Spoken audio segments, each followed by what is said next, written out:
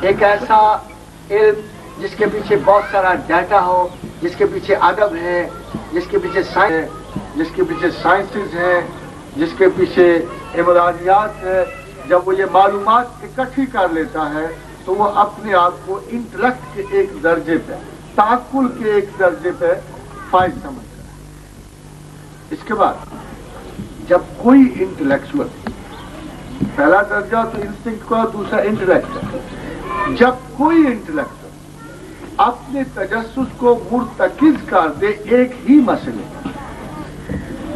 اور مسلسل سال ہا سال اس کی ذہنی الجھن اور مشقت کا باعث وہی ایک مسئلہ ہو، تو وہ ایک درجہ وجدان تک پہنچے۔ اس وجدان میں مسلمان اور کافر کیا، غیر مسلم کیا، بے یقین کیا اور یقین والا کیا، سب ایک جیسے ہیں۔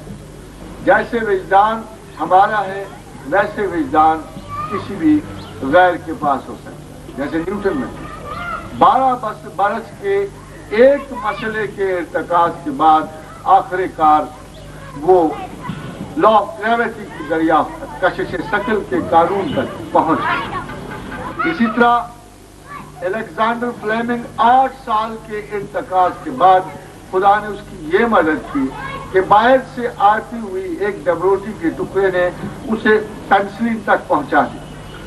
اسی طرح آرگینک کیمسٹری کے سنیک ٹیل فارمولا مدتوں جب ایک سائنسدان بیٹھا ہوا سوچتا رہا تو اس کو آگ کے لپٹتے ہوئے شعلوں سے سنیک ٹیل فارمولا کی بنیاد اس نے رکھی۔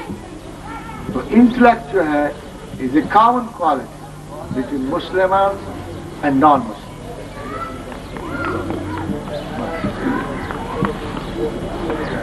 مگر یہاں میں آپ سے عرض کرتا چلوں، مسلمان کے پاس ایک اور درجہ علمی بھی ہے جو انٹیوشن سے ذرا آگے، اور اس کو الہام کہتے ہیں۔ الہام کو غیر مرئی شے نہیں ہے، الہام ڈھلنے والی شے نہیں ہے، بلکہ اسی علم و عقل و فراست کی نزہت جب یہ مزید تنزیح میں جاتی ہے، جیسے ایک جبلت جو ہے یہ تعقل بنتی، جیسے تعقل وجدان بنتا، تو وجدان جب ایک مسلسل ارتکاز کے بعد خدا تک پہنچتا ہے تو اسے الہامی کیفیت حاصل ہوتی ہے۔ مگر یہ کسی بھی نان مسلم کو اویلیبل اس لیے نہیں ہے کہ اسلام آنے کے بعد پروردگار عالم نے باقی مذاہب کو لیسر انٹرپریٹیشنز قرار دیتے ہوئے، کم تر تعلیم قرار دیتے ہوئے، نصف تعلیم قرار دیتے ہوئے فرما دیا کہ وَمَنْ يَبْتَغِي غَيْرِ الْإِسْلَامِ دِينًا فَلَنْ يُقْبَلَ مِنْهُ۔ اب اگر آپ کو میرا چاہیے وجود، میرا حصول چاہیے، تو اب آپ کو اسلام کے سوا میں کہیں نہیں ملوں گا۔ تو بدقسمتی سے ہمارے لیے اسلام مجبوری ہوگی، ہر خدا طلب کرنے والے کے لیے اسلام مجبوری ہے۔ دیر is no other way, there is no other way. نہ آپ تبت کا لاما ہو کر خدا کو پا سکتے ہیں، اور نہ آپ ہندو یوگی ہو کر، نہ افریقہ کا شامان ہو کر آپ خدا کو پا سکتے ہیں، نہ آپ کرسچن موناسٹ ہو کے پا سکتے ہیں۔ اب مجبوری یہ ہے کہ خدا نے ملنا اسلام میں ہی ہے۔ چاہے کہیں دنیا میں کوئی بھی خدا کی تلاش میں نکلے گا، کسی بھی مذہب کا ہوگا، پھر آخر ڈھونڈتے ہوئے وہ خدا کی تلاش تک، اسلام تک ضرور پہنچے۔ حضرات محترم، پروردگار جب انسان کو پیدا کیا ایک امانت خاص اسے عطا کی جسے عقل کہتے ہیں، اور انسان کو پورا پروٹوکول دی، جگہ پہلے سے سواری، اور پہلی آیات کریمہ جو زندگی اور انسان کے بارے میں ہے، تو پروردگار نے واضح طور پہ یہ کہا کہ 2 دن لگائے میں نے دنیا کو بنانے میں، اور 2 دن لگائے اشیاء ضرورت انسان رکھنے، اور یہ ہوئے 4 دن، یعنی 4 ارب سال۔ اللہ تعالیٰ کا دنیا بنانے کا پیمانہ اور کانسٹلیشنز کو رول کرنے کا پیمانہ one day is equal to 1 billion years. Constellation کی ساری عمر 6 بلین ایئرز ہے، اور سچائی پروردگار کے قول کی کہ ہم نے 6 دن میں یہ آپ کی دنیا بنائی ہے، اور 1 دن برابر ہے 1 بلین ایئرز، تو 2 بلین ایئرز لگے زمین کو علیحدہ کر کے سنوارنے میں، اور 2 دن لگے اللہ میاں کہتا ہے میرے اس میں اشیاء ضرورت انسان رکھنے میں، اور بلند ہوئے ہم آسمانوں کو اور درست کیا آسمان زمین، اور یہ ہوئے 6 دن۔ مگر یہ پروٹوکول بخشنے کے بعد پروردگار نے ایک حتمی فیصلہ کیا کہ چونکہ میں نے تمہیں اپنی آگہی روز الست دی ہوئی ہے، میں نے تم سب کو ارواح کے عالم میں شناخت بخشی ہے، اور میں نے تمہیں بتایا ہوا ہے کہ میں کون ہوں، اس آیت کے مصداق جسے آیہ میثاق کہتے ہیں، اور میثاق میں پروردگار نے اپنی مخلوقات انسانیہ سے پوچھا الستو بربکم، تم اپنے رب کو پہچانتے ہو، مانتے ہو؟ قالوا بلا، فرمایا ہاں، کیوں نہیں، آپ سامنے جو ہیں، ہم آپ کو کیوں نہ مانیں، کیوں نہ پہچانیں؟ فرمایا حجت تمام ہوئی، اب میں آپ سے یہ سامنا چھین لیتا ہوں، اب میں تو بیٹھوں گا جھروکے میں اور تمہیں دے دوں گا انسٹرومنٹ آف ڈسکوری، تعقل، جان پہچان کی اہلیت، تجسس، دریافت، تحقیق، جستجو، اب جاؤ اور شواہد مہیا کروں گا اور اشارے اور کنائے دوں گا، اور کام صرف ایک لوں گا، اور وہ بھی دنیا میں نہیں، جب تم دنیا چھوڑ کر آراستگی قبر میں پہنچو گے، ایک لمحے کے لیے تمہیں زندہ کروں گا، صرف ایک بات پوچھنے کے لیے کہ من ربوں کا، کیا بتائیے آپ کا رب کون؟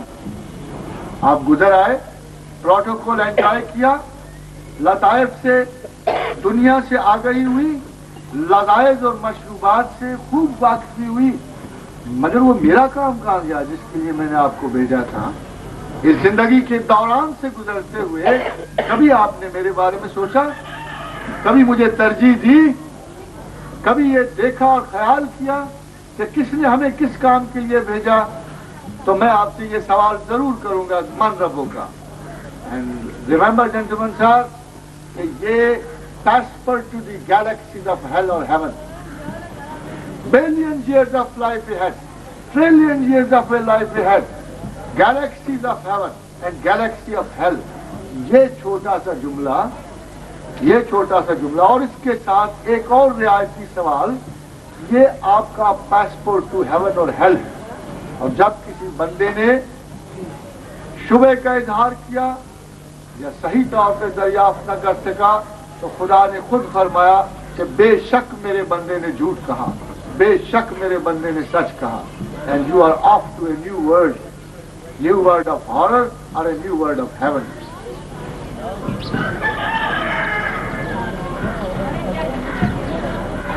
مذہب آدم علیہ الصلوۃ والسلام سے لے کر محمد رسول اللہ صلی اللہ علیہ وسلم تک بڑی سمتیں بدلتا رہا، بڑی شریعتیں بدلی ہیں، کبھی کوئی قانون جائز، کبھی ناجائز، کبھی سوال پوچھنے پہ سزا آ گئی، کبھی حلال حرام، کبھی حرام حلال، بہت سی ایسی چیزیں جو بنو اسرائیل کو حرام کر دی ہمیں حلال ہوئی، بہت ساری چیزیں جو ان میں کبھی حلال تھیں ہمیں حرام کر دی۔ تو شریعتیں ہر دور ہر زمانے میں انداز بدلتی ہے، انسانی میچورٹی کے ساتھ ساتھ، انسانی ابلاغ اور ترقی کے ساتھ ساتھ، ذہن انسان کی پروگرس کے ساتھ ساتھ، مگر آدم علیہ الصلوۃ والسلام سے لے کر محمد رسول اللہ تک تمام تر مذہب کا ایک مقصد کبھی اللہ نے نظر سے اوجھل نہیں ہونے دیا، اور وہ خود اللہ کا۔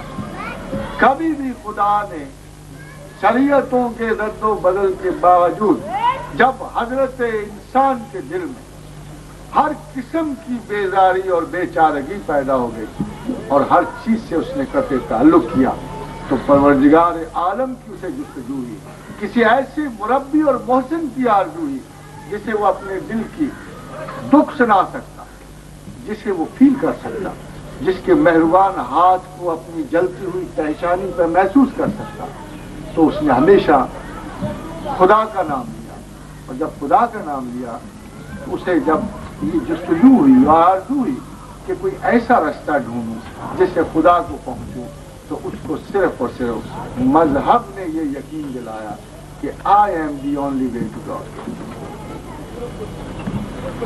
آپ کی جگہ زیادہ لمبی تو نہیں ہوگی بات۔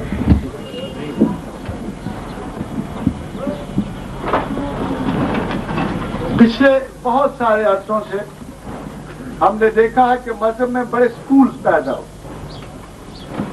تمام تر سکولوں کی بنیاد میتھڈ پہ، خیال پہ، کسی نے انداز نماز پہ اپنے آپ کو علیحدہ کیا، کسی نے اعمال کی ترقی اور ترویج پہ، کسی نے چند ایک ظاہرہ اصولوں کو اپنانے میں، تو تمام تر مذہبی جماعتوں میں فارمیٹ قائم ہو گیا، انداز اور نقط و نظر کا ایک طریقہ قائم ہوا، اور اسی طریقے کو الٹیمیٹلی فکس کر دیا گیا بغیر کسی لرننگ کے اور بغیر کسی تجسس کے اور بغیر یہ جانے ہوئے کہ یہ مذہب کا مقصد اول نہیں تھا۔ حضرات، نالج آف دی سیلف میں ایک بنیادی بات جو میرے کہنے کی رہ گئی وہ یہ ہے کہ نفسیات، تحلیل نفسی، عرفان ذات کی بنیاد علوم نفسیات، اگر علوم نفسیات سیکھنے اور پڑھنے کے بعد کسی دوسرے انسان پہ استعمال کی جائیں تو یہ سائنس ہے، مگر اگر آپ انہی نفسیاتی اصولوں کے ذریعے خود اپنا انالیسس کریں تو کم از کم آپ نے تصوف میں خدا کی شناخت میں پہلا قدم اٹھا لیا۔ ہمارا اور ویسٹ کا بنیادی فرق یہ تھا کہ ویسٹ خدا کے خیال اور تصور سے ناشنا اور معروضی سائنسز اس کا مقصد نظر وہ بہت آبجیکٹو تھے، سائنسز پہ یقین رکھتے تھے، حقائق اور اعداد و شمار پہ یقین رکھتے تھے، مگر اس کے ساتھ ان میں ایسی کوئی حص نہیں پائی جاتی کہ جس سے وہ کسی غیر مرئی وجود، کسی فلسفہ الہیات، کسی کائناتی ارتقاء میں بڑھتے ہوئے خدا کی شناسائی کا شرف حاصل کرے۔ اس کے برعکس مسلمان کہ ہر مسلمان کے سینے میں خدا کی تلاش، اس کا تجسس موجود رہا، کچے پکے احساسات موجود رہے، ناخواندہ کم تعلیم یافتہ تڑپ موجود رہی، مگر بدقسمتی یہ تھی کہ وہ کبھی بھی معروضی انداز اختیار نہیں کر سکتا۔ اس کی انٹینشن بہتر ہونے کے باوجود اس لیے بہک گئی کہ اس نے ہمیشہ خواب و خیال، وہم و وسوسہ اور سراب کی کیفیتوں کا آسرا لیا۔ مسلمان سے جو چیز اٹھ گئی وہ وہی ویسٹرن آبجیکٹیوٹی، اعتدال چاہیے تھا، ادھر وہ بے اعتدالی ہو گئی، ادھر وہ بے اعتدالی۔ میں آپ کو اس پورے مضمون کا دو جملوں میں ایک خلاصہ دے رہا ہوں کہ سب سے بڑی بدقسمتی اس وقت مسلمان کی یہ ہے کہ وہ کم اہم معاملات کو بڑی ترجیح دیتا ہے اور اعلیٰ ترین ترجیح کو کم تر درجہ حقیقت پر رکھتا ہے، اور تمام کا تمام سسٹم آف تھاٹ ٹاپسی ٹروی ہوتا ہے۔ خدا خود کہتا ہے، خدا میں آپ کو یقین سے کہتا ہوں کہ ایک فوری تجربہ، فوری تجربہ، قریب ترین احساس، میں آیت کا ترجمہ نہیں کر رہا، کہ نحن اقرب الیہ من حبل الورید کا ترجمہ نہیں تھا. میں آپ کو ایک ذاتی یقین کی بات ہے کہ خدا ایک فوری تجربہ ہے، ایک قریب ترین احساس ہے، اور جب بھی کسی انسان کا دل اس کو سوچنے کی طرف مائل ہوتا ہے، اس کے محبت اور خیال میں ترقی کرتا ہے، تو یوں سمجھیے کہ اس بین الکائناتی نظام میں جہاں نوری سال بھی گننے کے لیے کم ہے، اس دل کے کوریڈور سے انسان متواتر خدا کو جھانکتا ہے. بڑی حیرت کی بات ہے، اس وسیع و عریض کائنات میں ما فوق الفطرت فاصلوں میں پروردگار عالم جو ہے وہ ایک چھوٹے سے کوریڈور میں ہر وقت موجود ہے. پوچھا گیا رسول اللہ صلی اللہ علیہ وسلم سے کہ یا رسول اللہ علیہ وسلم خدا کہیں سماتا ہے؟ فرمایا کہیں. پوچھا گیا رسول اللہ کہیں؟ فرمایا دل مومن. دل مومن. حضرات محترم، دوسرا اصول جو میں نے آپ سے عرض کی کہ بغیر اپنی ذات کو سمجھے ہوئے کوئی شخص عرفان خدا حاصل نہیں کر سکتا، اور بغیر ایک درجہ اعتدال کے تمام تجربات روحانی مشکوک ہیں. یہ بڑی اہم بات آپ سے عرض کر رہا ہوں کہ بدقسمتی سے تصوف اعتدال کی زندگی بسر کرنے کا نام. اعتدال جو شاید دنیا کا مشکل ترین کام ہے، مگر ہم نے خدا کی تلاش کو نارمل اور اعتدال کی تلاش سے نکال کر اسے ما فوق الفطرت حرکات کا نتیجہ قرار دیا، پراسرار اور جو مالائی کہانیوں کا مرکز بنا دیا. معاذ اللہ استغفر اللہ، ہم نے خدا کو شاید کسی جناتی مخلوق سمجھ کر اس کے لیے چلا کشی شروع کر دی، فاقہ اور خلق سے گریز شروع کر دیا، جبکہ وہی خدا جو یہ کہہ رہا تھا اور حدیث قدسی ہے کہ لا رہبانیت فی الاسلام، اسلام میں رہبانیت نہیں ہے، اسلام میں تیاگ نہیں ہے. لا سرورت فی الاسلام، اسلام میں فاقہ نہیں ہے. اسلام اسی طرح ہے جیسے رسول اللہ صلی اللہ علیہ وسلم نے پریزنٹ کیا، اور خدا اسی طرح ملتا ہے جس اعتدال سے اللہ کے رسول نے پایا، جس اعتدال سے صحاب نے پایا، تابعین نے پایا، تبع تابعین نے پایا، اور تبع تابعین نے پایا. اور آج بھی اصول عاشقی وہی ہے. محبت خداوند کا کوئی قرینہ نہیں بدلا. اپنی ذات کے محاسبے، اپنی ذات کے اعتدال کے بعد عرفان خداوند اسی اعتدال کی میں نصیب ہوتا ہے. حضرات محترم، میں آپ سے ایک بڑی اہم بات کرنا چاہتا ہوں، وہ یہ کہ اعتدال صرف علم سے ممکن ہے. خدا کے ہاں کسی انسان کے درجات معجزہ اور کرامت پہ مبنی نہیں.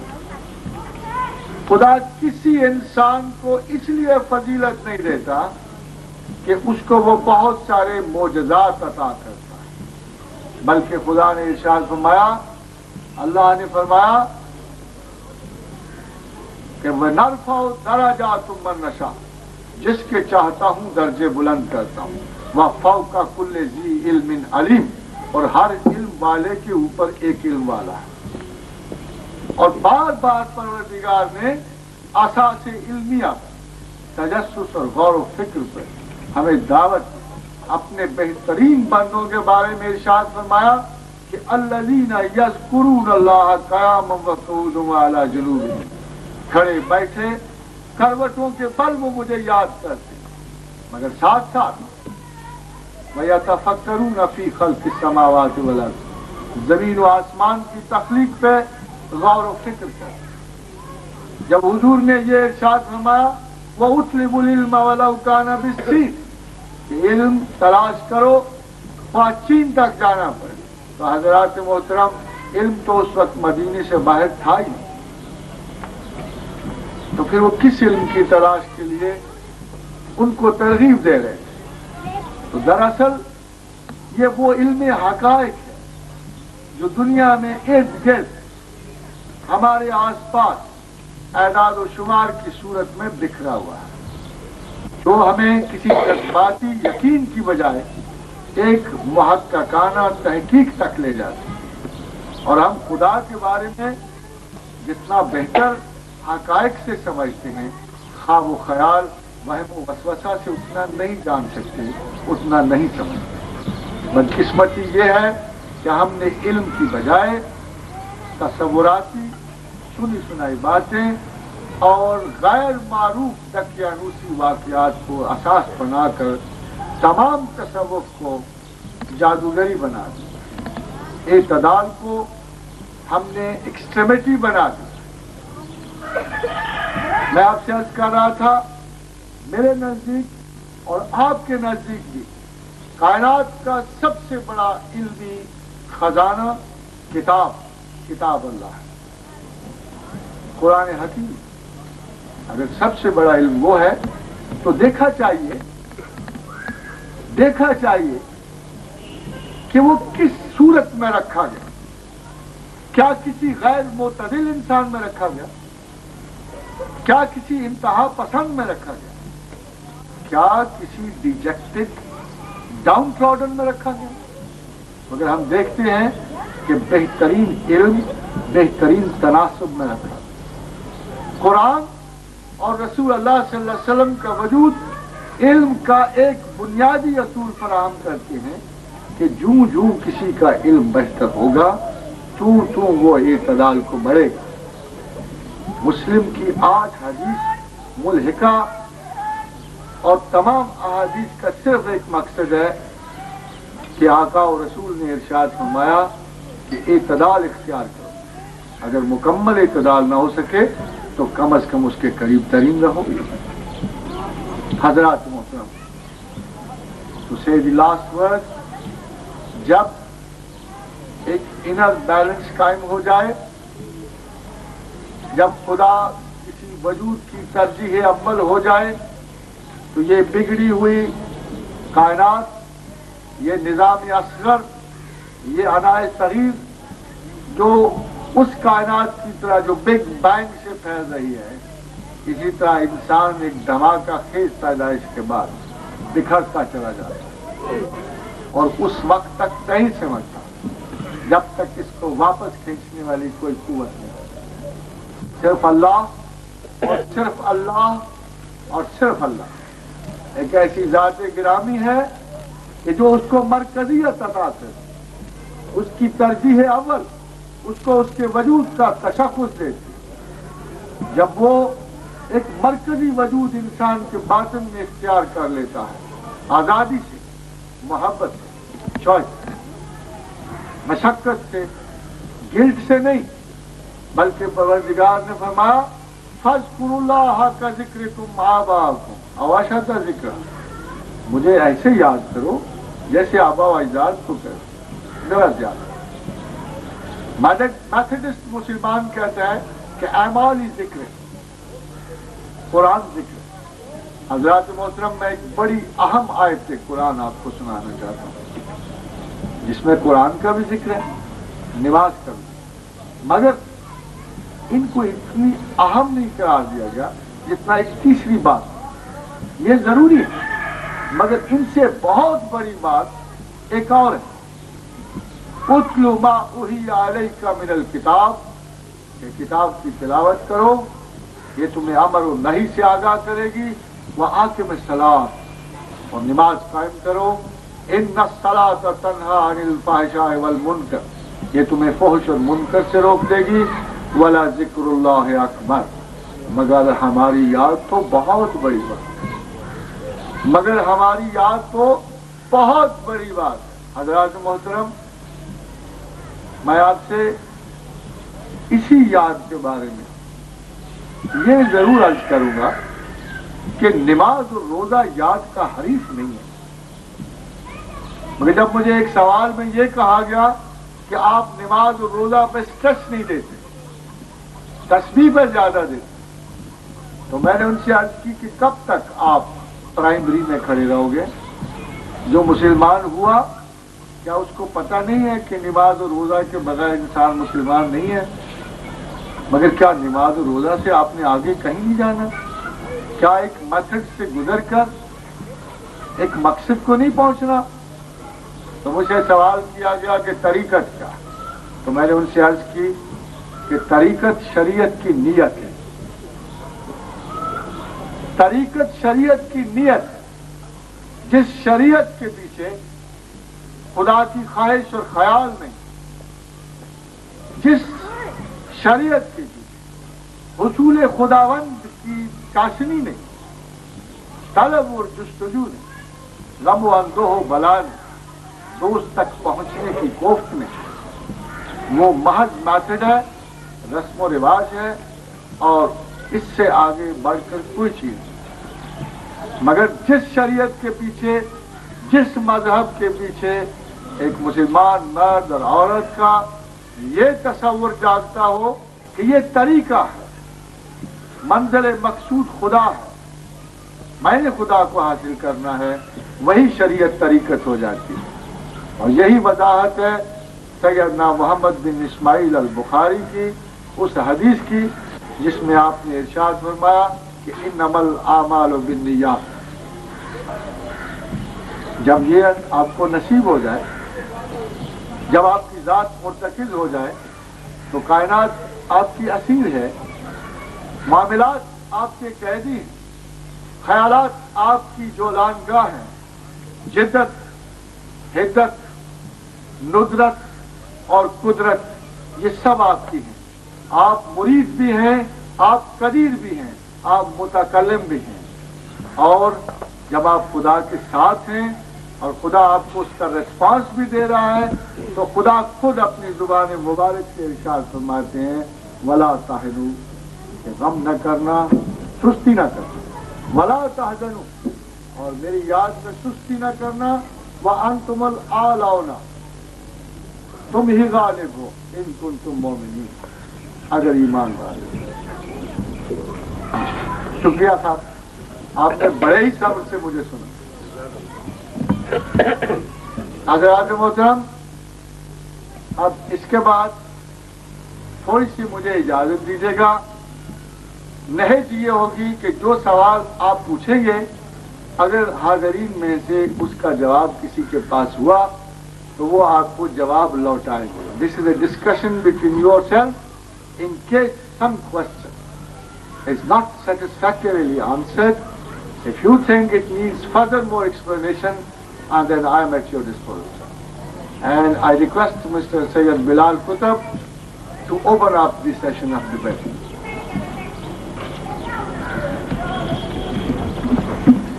Thank you very much. आवाज आ रही?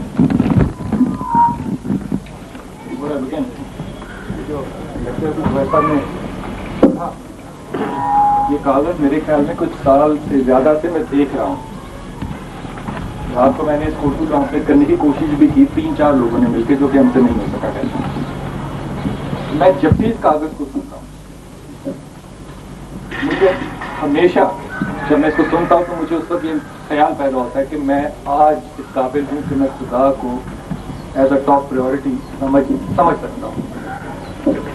और मैं शायद इस जगह अब खड़ा हो गया हूँ कि आइंदा मैं आगे और बेहतर चल सकूँगा. जब मैं अगली दफ़ा ये लेक्चर कहीं और पैसा करूँ तो मुझे इस बात पे बड़ी शर्मिंदगी होती है कि मैंने जो पिछला वक्त गुजारा तो इंतहाई नालायकी का था. आज मुझे एक और नई बात before we go into the cross questioning about this lecture, मेरे ख्याल में बहुत से जो हजरात यहाँ पर बैठे हुए थे, बहुत से लोग सवाल लिख रहे थे, बहुत इंक्वायरीज लिख रहे थे. इससे पहले कि मैंने इंक्वायरीज के अंदर चले जाए, 4 जुमलों में हमने इस सारी बात को पिछले 45 मिनट में समझा गया. इस पे हल्की सी जो भी साहब इस पे बोलना चाहें वो अपने टेबल पे अपना माइक ऑन करें. सेंट्रल सिस्टम है, सब लोग अपना माइक ऑन कर सकते हैं. इन 45 मिनट में हमने क्या समझा, अहमद रफीक साहब ने हमसे अभी क्या कहा, मुझे क्या समझ आया और आपको क्या समझ आया, जो भी साहब इस पे कुछ रोशनी डालना चाहिए. इसमें थोड़ी सी गुंजाइश और पैदा कर लीजिए कि تردید اور اعتراض کا حق سب کے لیے محفوظ ہے.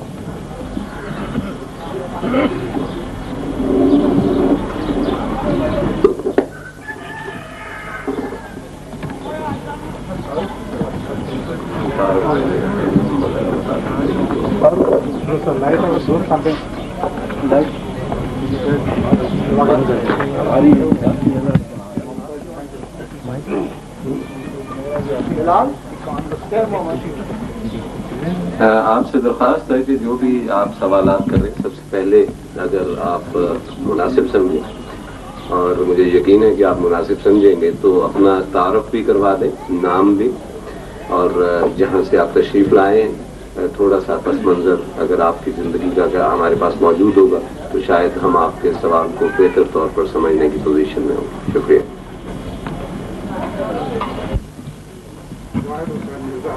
اپنی بستیوں سے عملی طور پر خارج کر رہا ہوں. یہ میری پہلی میٹنگ ہے اور جب مجھے پتہ چلا, میں چونکہ کہیں اور جا رہا تھا تو میں نے یہ بھاگ میرے پاس دوست پائے تو میں ویلکم کیا کہ ٹھیک ہے میں ایسی میٹنگ ضرور اٹینڈ کروں گا.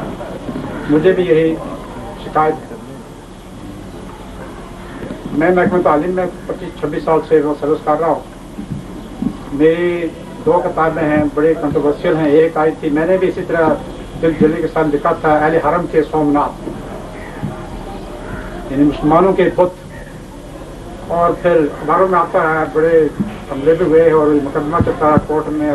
پھر ہوئے تو میں نے اس کو ری پرنٹ کرایا. جب میرے کو سے نکل رہے تھے تو میں نے کہا کہ افسوس میں وہ پروفیسر صاحب کے لیے مدد لے جاتا 4 کتابیں. اب ری پرنٹ کرائی ہے جب وہ عدلیہ سے فارغ ہوئی ہے, لیکن وہ بھول گئے. میں انشاءاللہ بھیجوں گا. میں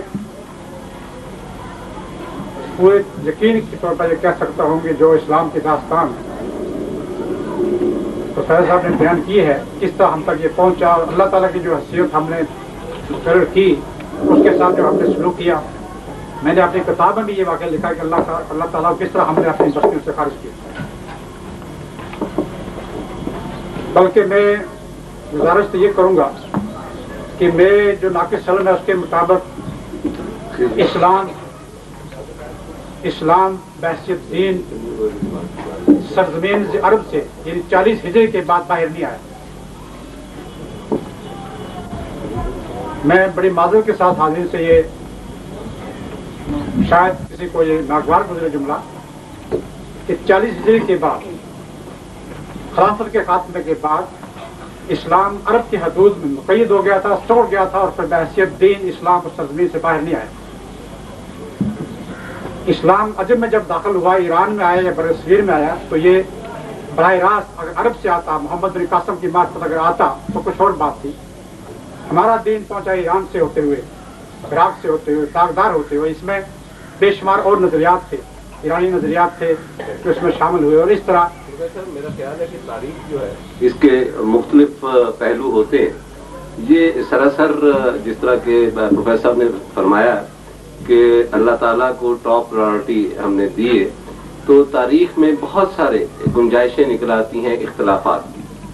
مثلا ابھی میں عرض کروں گا کہ آپ ظاہر ہے کہ میں عرض کرتا سوالات ہیں تو میری دانش میں یہ زیادہ بہتر رہے گا, ورنہ یہ بحث جو ہے کہ کوئی اور رخ اختیار کر لے. پہلے صاحب نے فرمایا تھا کہ اس میں کنٹروورسی ہوتی ہے کہ ہر مقرر اپنا ٹائم ذرا متعین کر لیے. آپ رکھ لیں جتنا مزید ٹائم لے لی. نہیں صاحب, آپ جتنی ابھی آپ کو آسانی آپ. اچھا, مجھے 5 منٹ دے یہ دراصل کوآرڈینیٹر جو آپ کے سامنے خاموش بیٹھے ہیں یہ بڑے مہم جو اور فتنہ جو ہیں, تو میں نہیں چاہتا کہ یہ اپنی کارروائیوں پہ آ جائے. ایسے کوئی بات نہیں ہے. ان کو فتنہ جو فرمایا رسم و رواج پہنچے ہیں اسلام کے, پورا دین نہیں پہنچا. دوسری بات, بڑا اس میں آپ نے بڑی محنت کی ہے اور بڑا سوچ ہے آپ کے مقالے میں. زیادہ میں بلکہ حاضرین زیادہ متاثر ہوتے اگر آپ اس کو فیڈ کرتے نبی پاک صلی اللہ علیہ وسلم کے فرمودات سے یا قرآن حکیم سے, ان کے حوالہ جات ہوتے. میرے خیال ہے متعدد حوالہ جات تھے وہاں. ابھی میں قرآن حکیم میں مثلا تخلیق کائنات کے بارے میں جو آپ نے 20 بلین یا 2 بلین سال کے لیے کیے, ہم نوٹ ٹاکنگ فار ڈسکشن سے تو کچھ میرے پاس اویلیبل تھا, میں لکھا ہے. اب اس میں خود آپ تسلیم کرتے ہیں کہ ہمارے پاس سب سے بڑا جو سورس ہے وہ منبع ہے, وہ ہے قرآن حکیم, اللہ کی کتاب. اور اللہ تعالیٰ کی کتاب آئی ہے پیغمبر اسلام صلی اللہ علیہ وسلم پر. اللہ تعالیٰ نے صاف کہہ دیا کیونکہ بے شمار دھیان سے ہر ایک اللہ کی طرف رجوع کر رہا تھا. اللہ نے ایک پابندی عائد کر رکھی ہے, بین لگا رکھی ہے, جس کا آپ نے حوالہ نہیں دیا. وہ یہ تھا قل ان کنتم تحبون اللہ فاتبعونی. It's a ban from every pass fly کہ جو اگر اللہ سے ملنا چاہتے ہو تو میری پیروی کرو. یہ اشارہ ہے اللہ کے نبی صلی اللہ علیہ وسلم کی طرف. کوئی بھی راستہ, کوئی بھی طریقہ اس دین سے ہٹ کر, اس راستے سے ہٹ کر وہ اللہ تک نہیں جا سکتا. وہ جائے کوئی 2 منٹ کے بعد ختم ہو جائے گا, کوئی 4 منٹ ختم ہو جائے گا. بہرحال یہ قرآن حکیم ہے. قل سورہ آل عمران, قل ان کنتم تحبون اللہ فاتبعونی یحببکم اللہ یحببکم. جو اللہ تک پہنچنا چاہے وہ میری پیروی کرے. اور آپ نے فرمایا کہ اس خدا کی قسم جس کے ہاتھ سے میری جان ہے, لو موسیٰ حیًّا ما وسع الا اتباعی. اگر آج موسیٰ بھی زندہ ہوتے تو کوئی چارہ نہیں تھا موسیٰ علیہ السلام کا ماتو اس کے وہ میری پیروی کرے. ایک تو آپ پہ یہ پابندی نہیں ہے, قرآن حکیم یہ حوالہ دیتا ہے کہ ہم نے ultimately we have to go back to Quran and Sunnah. دوسری بات آپ نے جو میرے خیال کے مطابق قرآن حکیم کے خلاف کہی ہے وہ یہ ہے تخلیق کائنات. اگر آپ نے قرآن حکیم پہ غور کیا ہوتا, قرآن حکیم میں آتا ہے کہ فی یوم کان مقدارہ 50,000 سنۃ مما تعدون. یہ میکسیمم مارجن ہے جو قرآن حکیم نے دیا کہ ہمارا ایک دن اللہ تعالیٰ کے ہاں ایک دن ہمارا 50,000 سال کے ساتھ ہمارے مما تعدون. یہ قرآن حکیم کے حال دے رہا ہوں. اس میں آپ نے 2 بلین. ویسے ذرا سا رک جائیے, میں آپ کا ڈیٹا درست کروں. یہ آیت آپ ذرا کانٹیکسٹ سے باہر نکال رہے ہیں. فرمایا کہ میرا فرشتہ ایک دن اور رات میں اتنا چڑھتا ہے کہ اگر تم 50,000 سال بھی بلند ہوتے رہو تو تم اس کے برابر نہیں ہو. پروفیسر صاحب, بات یہ ہے کہ خداوند کریم نے صرف کہیں بھی کوئی میکسیمم سپیڈ متعین نہیں کی. ایک جگہ ایک دن کو حضور نے فرمایا کہ دنیا کا دن 1000 سال کے برابر ہے. کہیں ایک رات کو 1000 سال کی عبادت کے برابر فرمایا. کہیں ایک سال کو ایک دن کے برابر فرمایا. اسی طرح احادیث میں نے صرف آپ کو یہ بات کہی ہے کہ میکنگ آف یونیورس میں جو خداوند کریم نے پیمانہ استعمال کیا ہے فی 6 ایام کا کیا ہے. اور with the most modern productivity of science and deliberations we have come to know this کہ خدا نے وہاں جو 1 بلین وہاں 6 دن استعمال کیے ہیں وہ ایک کانسٹلیشن کی عمر کے کیے ہیں جو 6 بلین ایئرز کی. لیڈ کرسٹل جب زمین میں بدلتی ہے, یورینیم میں ڈھلتی ہے, تو اس کو 2 بلین ایئرز لگتے ہیں. اسی سے سائنسدانوں نے زمین کی زندگی کو متعین کیا ہے. مگر جب زمین 2 ارب سال کی ہے, جیسے اللہ نے کہا 2 دن, تو آپ دیکھتے ہیں کہ سائنس کوئی نئی دریافت نہیں کر رہی ہے, وہ سپورٹ کر رہی ہے الہیاتی اسٹیٹمنٹس کو. اسی طرح سورج سے علیحدگی اور زمین کے جو درمیان وقفہ گزرا ہے یہ بھی 2 بلین ایئرس ہیں. Now you see the setting of this constellation about 6 billion some years you see. تو وہاں میں یہ نہیں کہہ رہا, آپ اگر تھوڑی سی میں عرض کروں, میں یہ بالکل نہیں کہا آپ سے. میں نے آپ سے یہ کہا تھا کہ وہاں پیمانہ جو خداوند ہے وہ 1 billion year is equal to 1 day. اور میں نے آپ سے یہ بھی عرض کیا کہ میرا خیال ہے تمام اس لیکچر میں زیادہ زور میں نے اسی پہ دیا کہ اسلام جو ہے بہت بڑی مجبوری ہے. But for Islam there is no way to move on God. جب ہم اسلام کا نام لیں گے تو میرا خیال ہے کوئی دنیا کا, میرے خیال کو 10 مرتبہ میں نے درود و سلام کے ساتھ سرکار کائنات کو یعنی میری یہ خوش قسمتی ہے کہ دن میں جتنی مرتبہ وہ یاد آئے, یادش بخیر آپ ہمیں یاد آ گئے, تو سرکار کو یاد بھی کیا, ان کو مینشن بھی کیا, مگر یہ میرا موضوع نہیں تھا. تو صاحب نہیں, میں چونکہ ڈیٹا کی بات تھی اس لیے میں نے آپ کو آنسر کیا, میں آئندہ دخل نہیں لوں گا. دوسری میں بڑی تھوڑا سا ویسے 5 منٹ اگر آپ کی گھڑی میں نہیں ہوئے تو میری گھڑی میں آپ کے ٹائم آپ نے لے لیا. نہیں, آپ نے خود فرمایا تھا کہ مجھے 5 منٹ چاہیے. مجھے مکمل تو کرنے دیں. نہیں, یہ دیکھیں نا, آپ اپنی سینس آف ٹائمنگ کو اب فرما دیں کہ آپ کتنا ٹائم لیں. جب مقالہ پڑھنے والے کیا ہمیں سنتے رہے, لسن ٹو می. 150 اور لوگ بھی ہیں جو سن رہے ہیں. اچھا, دوسری بات یہ ہے جی کہ آپ نے, کیونکہ میں پھر اس کے بھی بھول جاتا ہوں 2 بلین سال یا 20 بلین سال, अरफान खुदाबंदी के हवाले से जो आप सब कर रहे हैं, again you will say that is a controversy, I am sorry that I am not going to indulge myself into controversy, just giving reference, but you are indulging. नहीं, उनको कह लेने दीजिए। मेरा ख्याल है कि इसके बाद जो बेशतर हजरात सवाल करेंगे वो टू द पॉइंट करेंगे। अल्टीमेटली आपने समझ किया है कि हमारा तसव्वुफ, उधर से आपने ये भी कहा है कि तसव्वुफ में कुछ नहीं रहा, और फिर आपने इसका जो आखिर में जो आपने इशारा दिया है, इसका जो रेमेडी आपने बताई है वह तसव्वुफ। आपने जो हमारे माशरे के बेहतरीन इंसानों के हवाले दिए, उनमें दादा साहब का हवाला दिया है। कश्फल मौजूब में ये इबारत मौजूद है, अब भी कश्फल जो सब ये लिखा हुआ है, अब तसव्वुफ यौम इस्मन, I am going to talk to with reference to the context, अब तसव्वुफ यौम इस्मन वला हकीकतन वक़द काना हकीकतन। ये 4वीं सदी हिजरी में तसव्वुफ की ये सूरत हाल होगी थी। मेरा रिक्वेस्ट ये है कि हमारा आलम इस्लाम का जो बड़ा गर्क किया है, ये तसव्वुफ ने किया है, जिस तरह की जो एडमिट योसेफ, उसमें नई चीज आपने कौन सी रखी है कि हमारे तसव्वुफ ने नहीं किया। मैं तो आपसे ये कहा, लेकिन आप कम अज कम मुझसे वो बयान मंसूब न करें। मैं तसव्वुफ कोई इब्तदा और इंतहा इंसान में तसव्वुफ को नॉर्मल एक्टिविटी समझता हूँ। मैंने सिर्फ ये कहा कि तसव्वुफ के बारे में जितनी एबनॉर्मेलिटीज हैं, they are not a part of religion and God, बल्कि जितनी ये मशकें, जितनी ये सख्तियाँ, जितनी कजफहमियाँ, जितनी मशक्क़तें इंसान ने इख्तियार की, ये एक नॉर्मल इंसान जो है अपनी प्रायोरिटी के तयन से और खुदा की याद से यकीनन वहाँ तक पहुँच जाता है। इसके अलावा कोई और रास्ता हमें गॉड, प्रॉफिट और असहाब और तबा ताबईन सजेस्ट नहीं करता। मैंने ये अर्ज किया। आखिर में एक जुमला मेरा, जी फरमाइए। आपने जो उसका अरकान नफ्सी के हवाले से कहा है, एक तरफ अल्लाह नबी पाक सल्लल्लाहु अलैहि वसल्लम की ये फरमान है कि अंताबदुल्लाह कान्ना तराहु फल्लम तकुन तराहु फइन्नहु यराक। अल्लाह तक पहुँच जाते तो आप अल्लाह की इबादत इस तरह करें। ये इस्लाम हमें बताता है कि अल्लाह की इबादत इस तरह करें, जो भी है तरीका इबादत का, वह कि आप अल्लाह को आपके सामने देख रहे हैं। ये पहला स्टेज है।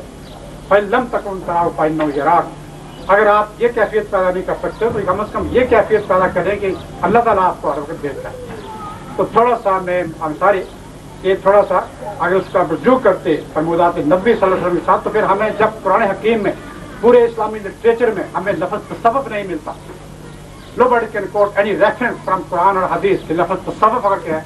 आखिर में आपने कहा होता कि मुस्लिम उम्मा की जो निजात है, जो रेमेडी है, वो सिर्फ इस्लाम में है। Will have to go back to Islam, जो नबी पाक सल्लल्लाहु अलैहि वसल्लम ने प्रपोन किया है, as have taught by the prophet of Islam. अब मुख्तसरन इसका जवाब ये है कि मैंने लफ्ज़ मिस्टिसिज्म और तसव्वुफ जो है उसकी अगर आप लिटरल डेफिनेशन पर जाएं तो आप हैरान होंगे कि तमाम तमाम डिक्शनरियों में तसव्वुफ का और मिस्टिसिज्म का जो तमाम बैरूनी डिक्शनरियों में सिर्फ एक मतलब लिखा हुआ है, the relationship of the individual with God. Mistake हो गया मिस्टिसिज्म में असरार से बड़ी नहीं साहब, उसको मिस्टिक कहते हैं, मिस्टिसिज्म नहीं कहते। जब इस्लाम में इसका जिक्र ही नहीं है, नाम ही नहीं है। आप कुरान हकीम की कितनी देर आपको सुनते रहे हैं, आप सुने नहीं, अच्छी बात है बात करने से। आपने जो टर्म इस्तेमाल किया ये मिस्टिक है, मिस्टिक नहीं। ये वहीं से निकला है। आपसे मैं आपसे अर्ज करूं कि थोड़ा सा चूंकि फर्क है मेरी और आपकी दानिश में, हम अदब में और तमाम तर आला तरीन अदबियात में इन दोनों लफ्ज़ों को बिल्कुल अलहदा इस्तेमाल करते हैं। जहाँ मिस्टिसिज्म की डेफिनेशन ये है कि फ़र्द का खुदा के साथ ताल्लुक़, वहाँ मिस्टिक की डेफिनेशन ये है कि ज़ात और खारिज के बारे में पुरस्रार हयूल तख्लीक करना। और जब धोखा डाला जाए तो मिस्टिक जो है उसको मिस्टिक समझा जाता है और मिस्टिक को मिस्टिक समझा जाता है। ये सिर्फ जुबानदानी की बात है साहब, अब मेरा इस पर कोई क्लेम नहीं है, क्योंकि अंग्रेजी जुबान में दोनों लफ्ज़ टोटली एक दूसरे के खिलाफ इस्तेमाल होते हैं। इसलिए जब हमने किसी पर तंज करना हो तो हम उसे कहते हैं यू आर ए मिस्टिक, मगर जब हमने किसी दाद देनी हो तो उसे मिस्टिक है। मैं अर्ज करता हूँ तसव्वुफ। मैंने ये कहा कि यार ये माशरा है। मैं आपसे अर्ज करता हूँ, आपने कोट किया सैयदना अली बिन उस्मान हजवेरी को, तो मैं उसी लफ्ज़ को उन्हीं की तहकीक आपको कोट करता हूँ। आपने लफ्ज़ सूफी पे सैयद हजवेरी, मुझे ये हाउस पर से कोई बता देगा। मैं लफ्ज़ सूफी की मुख्तसरन तारीफात सैयद हजवेर के कौल से करता हूँ कि इसकी 4 सोर्सेज। बाज़ लोग ये कहते हैं कि यह सहाबे सुफा से निकला और उनके अंदाज़े ज़िंदगी को अपनाने का नाम तसव्वुफ़ है। बाज़ लोग कहते हैं ये लिबास सौफ से निकला, क्योंकि दरवेश लोग उस वक्त ज़्यादा गुर्बत का लिबास कैमल ऊँट का वो धारी थी, इसलिए सौफ हो गया। मगर सैयद हजवेर ने लिखा कि हम सूफी उसको समझते हैं जो सफाए कल्ब पर मुश्तमिल। बस इसके बाद I think within our self we must close this discussion and इंशाअल्लाह ताला मौका मिलता रहा तो आपके तजस्सुस से और आपकी माशाअल्लाह इस तामीरी तनकीद से मुझे कम अज कम बहुत फायदा होगा, चाहे मेरे दोस्त जो पीछे बैठे हुए हैं उनको हो न हो। तो मे गॉड ब्लेस। आगे चल कोई और साहब इस बारे में? जी, आपके पास माइक है? 3 minutes each, please. I will go out of the time.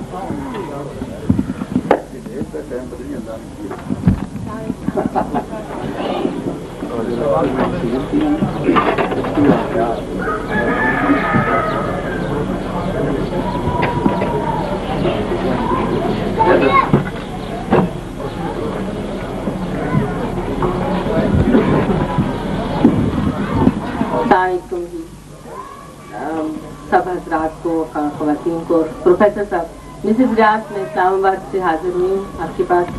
मेरी इतनी ही गुजारिश है कि हम सारे गुमराह लोग जो आज भटके हुए हैं और ना इस्लाम का दामन पकड़ रहे हैं, ना हम सोसाइटी में चल रहे हैं, ना हम तरक्की के रास्ते पर हैं, हमें हमारे लिए मजहब को इतना आसान और फहम बना दीजिए कि हम अपने रोजमर्रा के मसाइल हल करते हुए और तरक्की के रास्ते पर गामजन होते हुए हम मजहब की पैरवी जारी रख सकें।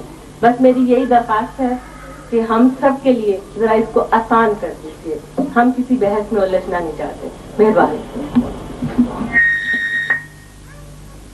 कोई और साहब जिनके पास माइक ना हो और वो कुछ कहना चाहें? मेरा नाम इरफान उलाका है, जेलम से आया हूँ।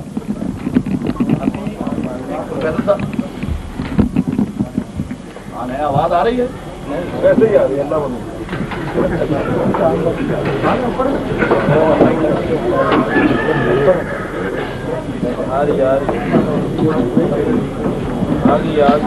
मेरा नाम इरफान उलाका है, जेलम से आया हूँ। अभी एक दोस्त ने प्रोफेसर साहब पर इतराज किया कि उन्होंने प्रॉफिट की फॉलोइंग की बात नहीं की, और दूसरी तरफ एक बहन ने ये कहा कि हमें आसान तरीका बता दिया जाए कि हम मजहब पर किस तरह अमल करें। प्रोफेसर साहब ने एक बड़ी खूबसूरत बात कुरान हकीम के हवाले से ये की कि इतना आला इल्म जो है वो प्रॉफिट की जात में ही महफूज रह सकता था, और अल्लाह ने रसूल अकरम सल्लल्लाहु अलैहि वसल्लम को वो अता किया। तो रसूल अकरम सल्लल्लाहु अलैहि वसल्लम का जो असल मेराज है वो आपकी नॉर्मेलिटी है, आपका इत्दाल कायम रहना। तो हमारे लिए जो सबसे बेहतर तरीका है, सबसे बेहतर मेथड है, वो ये है कि प्रॉफिट की जो पूरी लाइफ है सोसाइटी में, कि जो आपने बहसियत बेटे से लेके और बहसियत जर्नैल तक या मुफक्कर तक और मुबल्लिग तक जो गुजारी है, उसको आप कितना करीब होकर फॉलो कर सकते हैं। जो भी है वो किसी भी पेशे में है, किसी भी शोबा जिंदगी में उसको कर लें। और प्रोफेसर साहब का बेसिक मैसेज यही था। शुक्रिया।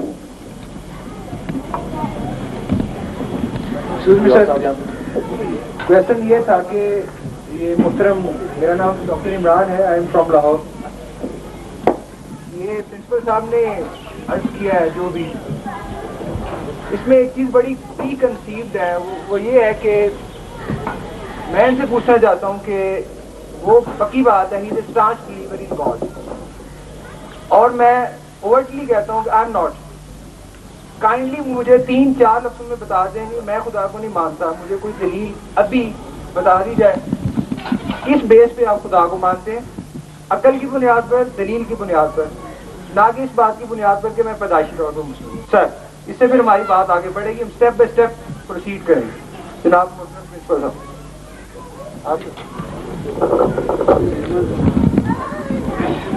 अब मुझे बताएं कि क्या बात है जो मैं मानूं। मैं नहीं मानता, यही बात इसमें कोई बहस या कजबहसी नहीं है। I am in need of A logic, simple logic. میں اس کے مختصر جواب دوں گا. یہی بات علامہ اقبال سے بھی پوچھی گئی تھی. اس نے کہا تھا کہ میرے پیغمبر نے یہ بات مجھے بتائی ہے اور وہ ایسا سچا انسان ہے جس نے کبھی زندگی میں جھوٹ نہیں بولا. پہلی بات یہ. اور دوسری بات یہ ہے کہ شیخ سعدی رحمۃ اللہ کی شعر ہے کہ برق درختان سب در نظر ہوشیار ہر برقع دفتری ماسط کرزگار. جس کی آنکھ ہے, جو بلائنڈ آدمی نہیں ہے, وہ ایک پتا بھی دیکھے اس کو اپنا خدا نظر آ جائے اور اس کے پاس عقل ہے. تو یہ پوری کائنات جو ہے یہ قرآن حکیم سے دعوت دیتا ہے. یہ سارے کے ساتھ دلیل اس سے بڑی کون سی دلیل ہے کہ میں بول رہا ہوں اور پیغمبر اسلام نے بتایا ہے. تو یہ ایک چیز ہے پریکٹیکل بھی اور ایک بلیف ہے کہ آپ کا پیغمبر اسلام پر کتنا یقین ہے. علامہ اقبال نے کہا تھا کہ میرے پیغمبر نے کہا کہ اللہ ہے, آئی بلیو. مجھے اجازت ہے کہ میں اس سوال کی تھوڑی سی وضاحت کر دوں. ڈاکٹر صاحب, جو خاتون محترم نے سوال کیا ہے وہ ایک نیات کی درستگی کے بارے میں تھا کہ ہم جو خدا کو ماننے چاہنے والے بھی ہیں, اس کے باوجود ہماری زندگی کا تساہل اور ہمارے بہت سارے معاملات, ہماری مکسڈ پرائرٹیز ہمیں وہاں تک پہنچنے نہیں دیتی. اس لیے ان کا خیال یہ تھا کہ ہمیں کوئی ایسا مثبت طریقہ کار بتایا جائے کہ ہم اپنی اپسیٹ پرائرٹیز کو دوبارہ مرتب کر کے اور آسانی سے قرب خداوند کا حصول کر سکیں. تو ان کے لیے تو میں پروفیسر صاحب کی پہلی بات ریپیٹ کروں گا کہ ہمارے پاس چونکہ اصول اور قانون قرآن کی صورت میں محفوظ ہے اور مطابق ہمارے پاس رسول اکرم صلی اللہ علیہ وسلم کی مثال میں موجود ہے. اور کسی نے ام المومنین عائشہ صدیقہ سے پوچھا کہ حضور کا اخلاق کیسا تھا, تو فرمایا تم نے قرآن نہیں پڑھا, وہ قرآن مجسم تھے. تو میرا خیال یہ ہے کہ یہ اتحاد ہے, بلکہ اصحاب رسول جب بھی بات کیا کرتے تھے اور جب اپنی اگنورنس ظاہر کرنی ہوتی تھی تو ہمیشہ یہ کہتے تھے کہ خدا اور رسول بہتر جانتے ہیں. انہوں نے کبھی یہ اکیلا نہیں کہا کہ خدا بہتر جانتے ہیں, بلکہ ہمیشہ یہ جملہ استعمال کیا کہ خدا اور رسول بہتر جانتے ہیں. میرا خیال یہ ہے کہ میں محترمہ خاتون محترم سے یہ کہوں گا کہ چونکہ ہم نے زندگی کا بیشتر وقت اس تعلیم کو دیا ہوتا ہے, اپنی بہترین صلاحیتوں کا وقت ہم نے ایک ایسی تعلیم کو دیا ہوتا ہے کہ جو تمام تر دنیاوی مقاصد پہ مشتمل ہوتی ہے. جب ہم جستجو خداوند میں آگے بڑھتے ہیں تو ہمیں سب سے بڑی دشواری ڈیٹا کی پیش آتی ہے. ہمارے پاس نہ قرآن کا اتنا علم ہوتا ہے, نہ حدیث کا, نہ فقہ, نہ سیرت, نہ مغازی, نہ روایت و درایت, نہ اسماء و رجال. تو میری یہ درخواست ہوگی کہ اگر خداوند کریم آپ کا تجسس و جستجو سلامت رکھے تو روزانہ اگر تھوڑا سا آپ یہ شغل بنا لیں کہ فکر کے ساتھ, سوچ کے ساتھ آپ ان دو بڑی کتابوں کا, دو بڑے طریقہ اور واضح طریقہ کار کا مطالعہ کریں تو انشاءاللہ تعالی. اور اس کے ساتھ ساتھ میں نے ابھی عرض کیا کہ اگر خدا کی یاد, محبت, دوستی اور ان سے کی جائے تو وہ یقیناً آپ کی کشادہ قلبی کے لیے بہت سارے وسائل مہیا کر دے گا اور انشاءاللہ ایسا ہوگا. باقی اپنا قبلہ ڈاکٹر صاحب کا کوشچن جو ہے یہ مجھے ایک بڑا مضبوط اور شاندار سوال ہے. میں پروفیسر صاحب کے جواب سے مطمئن اس لیے نہیں کہ وہاں عقیدت آ جاتی. ہو سکتا ہے کہ عمران صاحب یہ سوال رکھنے کے باوجود کہ وہ خدا کو نہیں مانتے, جب آپ ان سے یہ کہیں کہ چونکہ رسول کائنات صلی اللہ علیہ وسلم صادق تھے, امین تھے, اس لیے ہمیں ان کی بات پہ یقین کرنا چاہیے. مگر وہ صادق اور امین جب انہوں نے خود اپنے معاشرے میں اپنی تبلیغ اول کے موقع پر جب یہی بات اہل کفر سے کہی اور انہوں نے اس بات کا اقرار بھی کیا کہ آپ صادق اور امین ہیں, اس کے باوجود انہوں نے خدا کو نہیں مانا. مسئلہ چونکہ دلیل کا ہے اس لیے ہم سرکار کائنات کو کسی ایسی دلیل میں ملوث نہیں کریں گے جس میں عقیدت کی وجہ سے میں ہمیشہ یہ یقین رکھتا ہوں کہ با خدا دیوانہ باش و با محمد ہوشیار, کہ جو پروٹوکول ہمیں پروفٹ کے بارے میں آبزرو کرنا پڑتا ہے شاید وہ ہمیں خدا کے بارے میں نہیں کرنا پڑتا. ایک خالق کے ساتھ اس کی مخلوق بہت کچھ الجھ لیتی ہے, مگر جہاں پروفٹ اور اسلام کا تعلق ہے وہ پروٹوکول میں تمام انسانیت سے بالا ایک ایسے اخلاقی مقام پر ہیں کہ جہاں ذرا سی بھی گستاخی خدا کو ناراض کر سکتی ہے. इसीलिए मैं अपनी तमाम तर बातचीत में हुजूर अकरम सल्लल्लाहु अलैहि वसल्लम को बहुत कम मंजर बहस पे लाता हूँ, मगर जो डॉक्टर साहब ने क्वेश्चन किया है मैं उसका जवाब रखता हूँ और मैं जरूर दूंगा, और वो जवाब अगर आप इस वक्त चाहें तो इस वक्त दूंगा, वरना अगर थोड़े से सवाल और एक और सवाल मेरे पास बड़ा पड़ा हुआ है, आप अपना सवाल याद रखिएगा. We'll wind up this question, if you don't mind. Excuse me, I have answer for that. जो उन्होंने फरमाया डॉक्टर साहब ने, आप देना इनको. अभी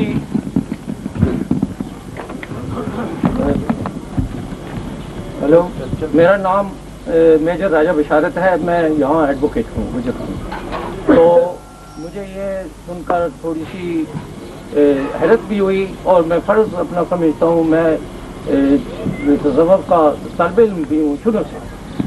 तो अल्लाह ताला ने कुरान करीम में फरमाया है कि वह इन युग़्विकुमुल्लाह फ़त्तबिऊनी, रसूल सल्लल्लाहु अलैहि वसल्लम को कहा कि उन लोगों को ये बता दो कि अगर अल्लाह से मोहब्बत करते हो तो मेरी ताबेदारी करो. अब लफ्ज़ है बीच में मोहब्बत का, तो एक तो ज़ाहिरी अमाल है जिसमें ताबेदारी की ज़रूरत है, दूसरा है मोहब्बत का रिश्ता.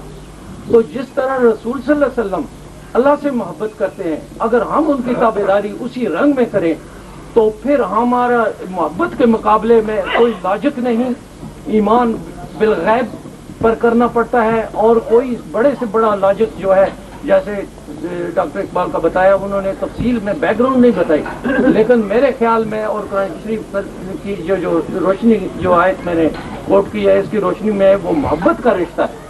और जब मोहब्बत का रिश्ता बीच में आ जाता है तो सारे लाजिक खत्म हो जाते हैं. Thank you.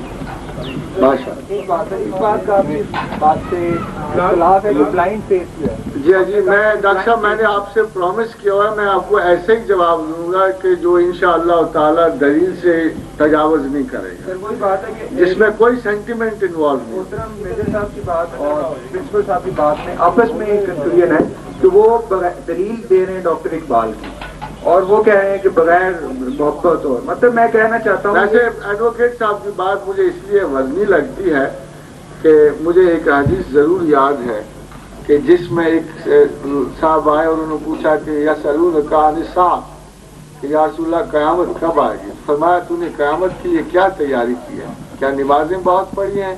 फरमाया नहीं या रसूलल्लाह, क्या रोजे बड़े रखे हैं, क्या खैरात और सदकात बड़े किए हैं. तो हर मरतबा वो नफी में जवाब देता रहा. तो हुजूर ने फरमाया किस बरते पे आकर क़यामत को पूछ रहा है. उसने कहा या रसूलल्लाह मुझे आपसे मोहब्बत पड़ी.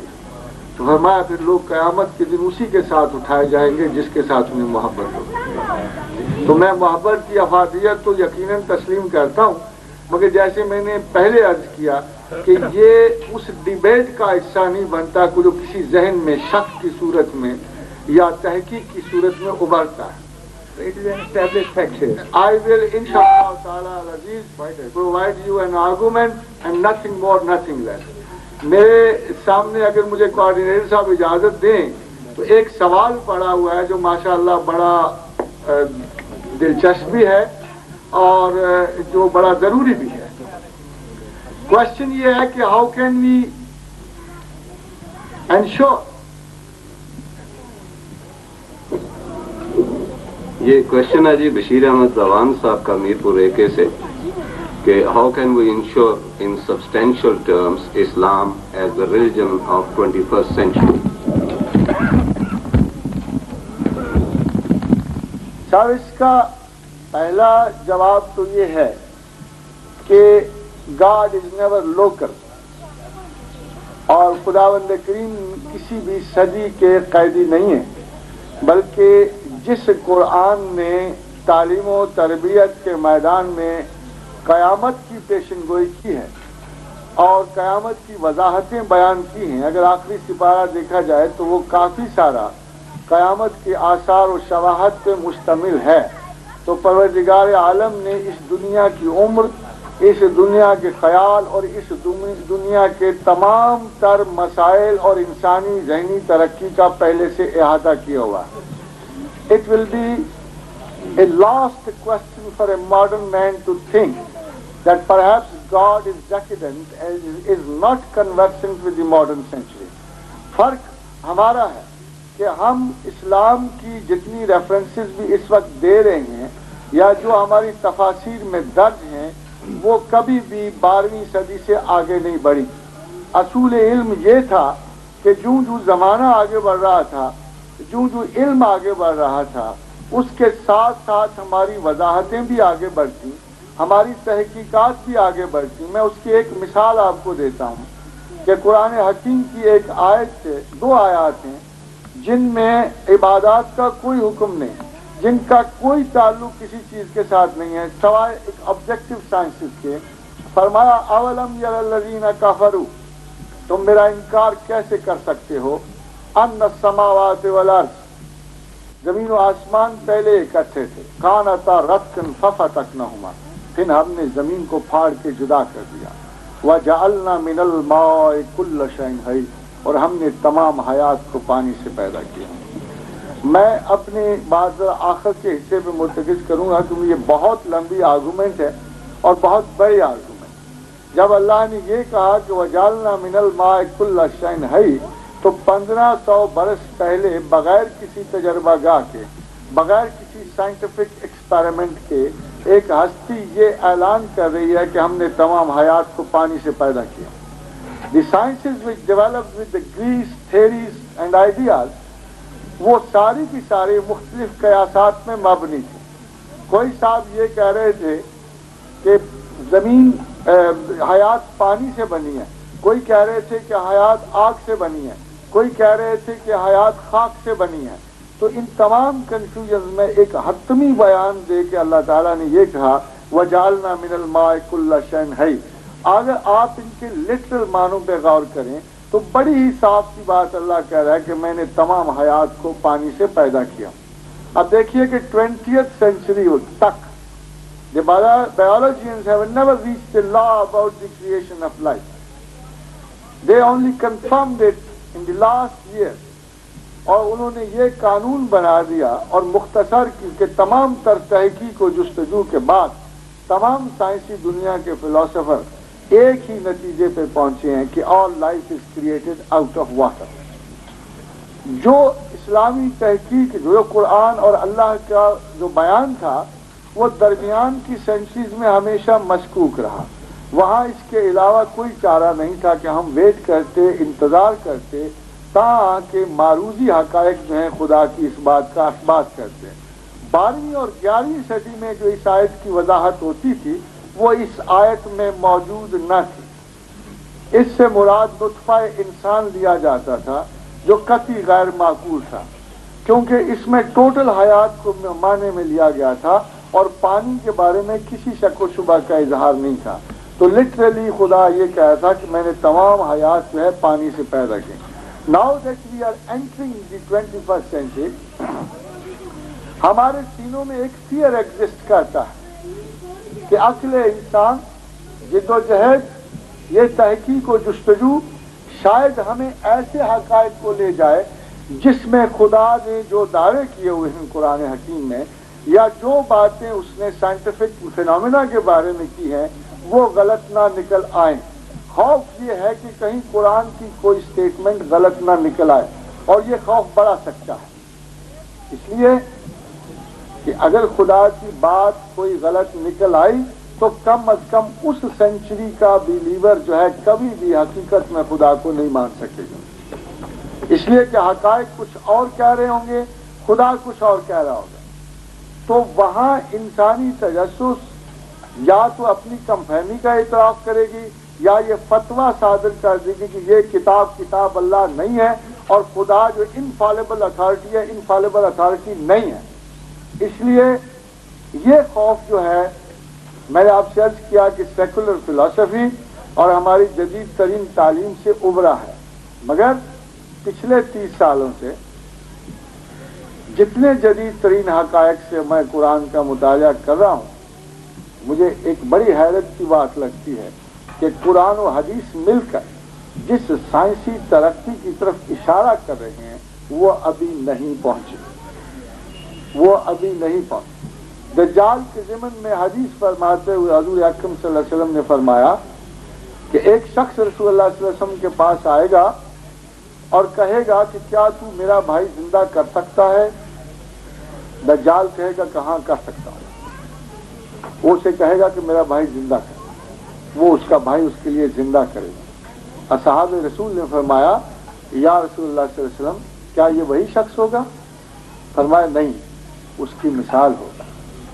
हज़रात मोहतरम, जेनेटिक इंजीनियरिंग जिस डेस्परेशन के साथ तरक्की कर रही है और जिस तेजी से 21वीं सदी की लीडिंग नॉलेज हो गई, 21वीं सदी की लीडिंग नॉलेज जो है वो जेनेटिक इंजीनियरिंग, और जेनेटिक इंजीनियरिंग जो है अभी इस हदीस के मकाम तक नहीं पहुंची कि वो इसके एक इंसान को टोटली रिकंस्ट्रक्ट कर ले उसके डबल हीलिक्स से, उसके डीएनए स्ट्रक्चर के डबल हीलिक्स से। अभी वो इस काबिल नहीं हुए, मगर हदीस ये इशारा कर रही है कि इंसान इस काबिल हो जाएगा कि exact replica of a human being can be created in laboratory और इन टेस्ट ट्यूब। तो 21वीं सदी का जहां तक ताल्लुक है, इस्लाम इससे बहुत आगे है। इतना आगे है कि वो डे ऑफ डूम को प्रिडिक्ट करता है, वो पूरे इंसानी तहजीब के काफिले का अंजाम प्रिडिक्ट करता है। मगर फर्क ये है कि ये क्वेश्चन इस्लाम पर लागू नहीं होगा, इस्लाम के मानने वालों पर लागू होगा।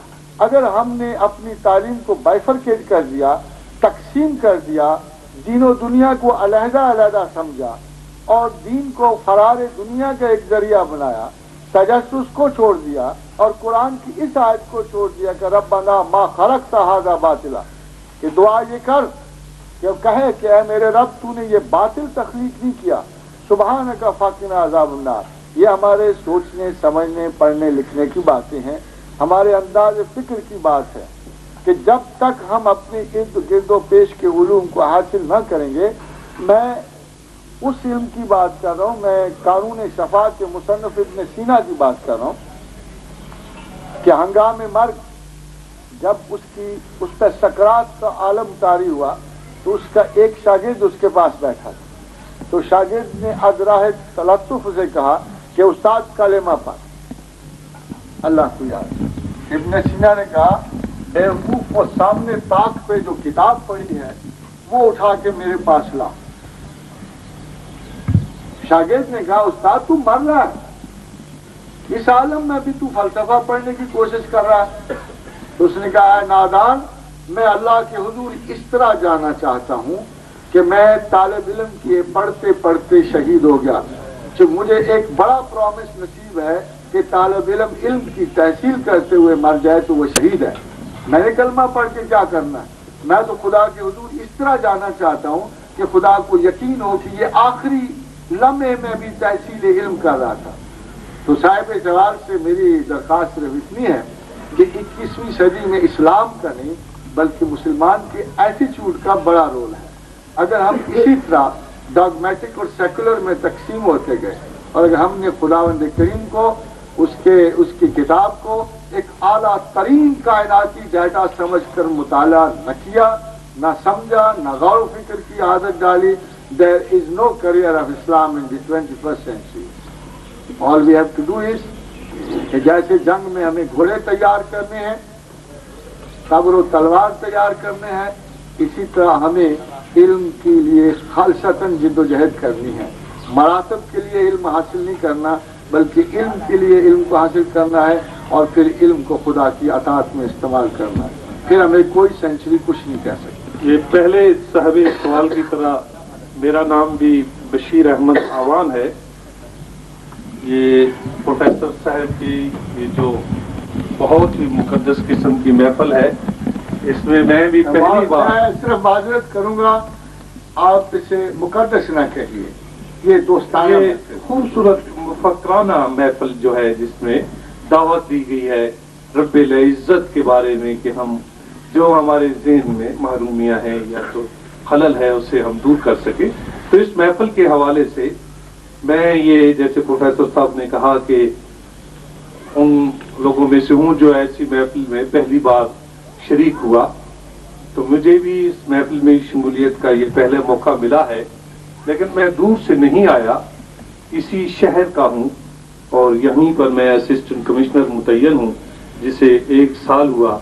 इस लिहाज से मैं अपनी महरूमी समझता हूँ और बदकिस्मती समझता हूँ कि हमारे इस शहर में बहुत ही खूबसूरत, जहाँ पर फिक्र और फलसफा की बातें होती हैं, दीन की बातें होती हैं, उनसे मैं महरूम रहा। तो मैं कोई ज्यादा ये रस्मी बातें करने के बजाय जो मेरा सवाल है वो ये है कि जब ट्रीटी ऑफ फ्लावर टूटने का मौका आया और तमाम जो उस वक्त के जो कबाइल थे वो हरम पाक में तलवारें लेकर एक दूसरे की तरफ बढ़ रहे थे और हजरा अस्वद की नस्ब करने पर इख्तलाफ राय था, तो उस वक्त नबी पाक सल्लल्लाहु अलैहि वसल्लम का आना और उस मसले को जिस तरीके से, जिस अक्ल और जिस दानिश से आपने हल किया, ये एक ऐसा मौका और एक ऐसा वाकया था जो मुसलमानों या उनको जो बाद में जब उन्होंने नबूवत का ऐलान किया तो वो मोहब्बत पैदा करने के लिए काफी था। लेकिन आपने उस पहाड़ के ऊपर खड़े होकर ये कहा कि मैं अगर कहूं कि पहाड़ के उस जानिब से एक लश्कर आ रहा है तो क्या आप सच मानेंगे? तो आपने अपनी जात पर सबसे पहले रिफरेंडम कराया और सच्चाई और हकानियत की पहली दावत आपने वोटिंग कराई, और जब लोगों ने कह दिया कि आप सच्चे हैं, आप जो कुछ कहते हैं वो ठीक है, आप अमीन हैं, तो फिर उसके बाद कलमा हक सुनाए। तो प्रोफेसर साहब और दूसरे साहबान जो इस महफिल में शरीक है, मेरा एक सवाल है जो मुझे ज़हनी तौर पर परेशान रखता है और इस महफिल के हवाले से मैं उसका जवाब चाहूंगा कि इंसान बेचारा बहुत कमजोर इंसान, जिसे अपनी महरूमियां और नाकामियां छोटी छोटी ख्वाहिशों की तकमीलें नहीं होती तो वो उलझ जाता है। उसे अपने उन तमाम दुखों का मुदावा के लिए किसी हैंगर की जरूरत होती है और वो हैंगर उसके सामने हो तो वो अपनी तमाम वो महरूमियां और वो दुख उस पर टांग देता है और वो अपने आप को समझता है कि मैंने इस जात के हवाले कर दी है और मैं दुखों से मुबर्रा हो गया हूं, अब ये मेरी जात का हवाला नहीं रहा। इस लिहाज से जो खानगाई माहौल पैदा हुआ हमारे मुल्क में, चूंकि वो हमें हैंगर की जरूरत थी, तो औलियाए इकराम की वलियों का जो रुतबा था इस लिहाज से बिल्डअप हुआ। तो मैं इस महफिल के हवाले से जो शुरका हैं और प्रोफेसर साहब से भी अगर उस से जवाब ना आया तो मैं प्रोफेसर साहब से गुजारिश करूंगा कि हम कहाँ लाइन खींचते हैं पैगाम की, जो कुरान पाक के हवाले में हमने तो अल्लाह को नहीं देखा, हमारे सामने तो शक्ल है कुरान उस पैगाम की, और दूसरा है वो पैगाम पर जिस पर वो उतारा गया है वो पैगाम, तो कहीं न कहीं हमें वो लकीर खींचनी है और पता लगाना है और उसके लिए तयन किया जाना है, और ये एक बहुत बड़ा इबहाम है जिसके हल की जरूरत है। और आज इस महफिल में बहुत सारे मुफक्किर मौजूद हैं, तो मैं ये चाहूंगा कि इस मामले पर भी जब हम टॉप प्रायोरिटी गार्ड के हवाला कहते हैं तो फिर पैगाम और पैगाम्बर की हवाले से भी हमें इस पर कोई रोशनी डाले, हमें रास्ता दिखाए, तो मैं उनका मशकूर।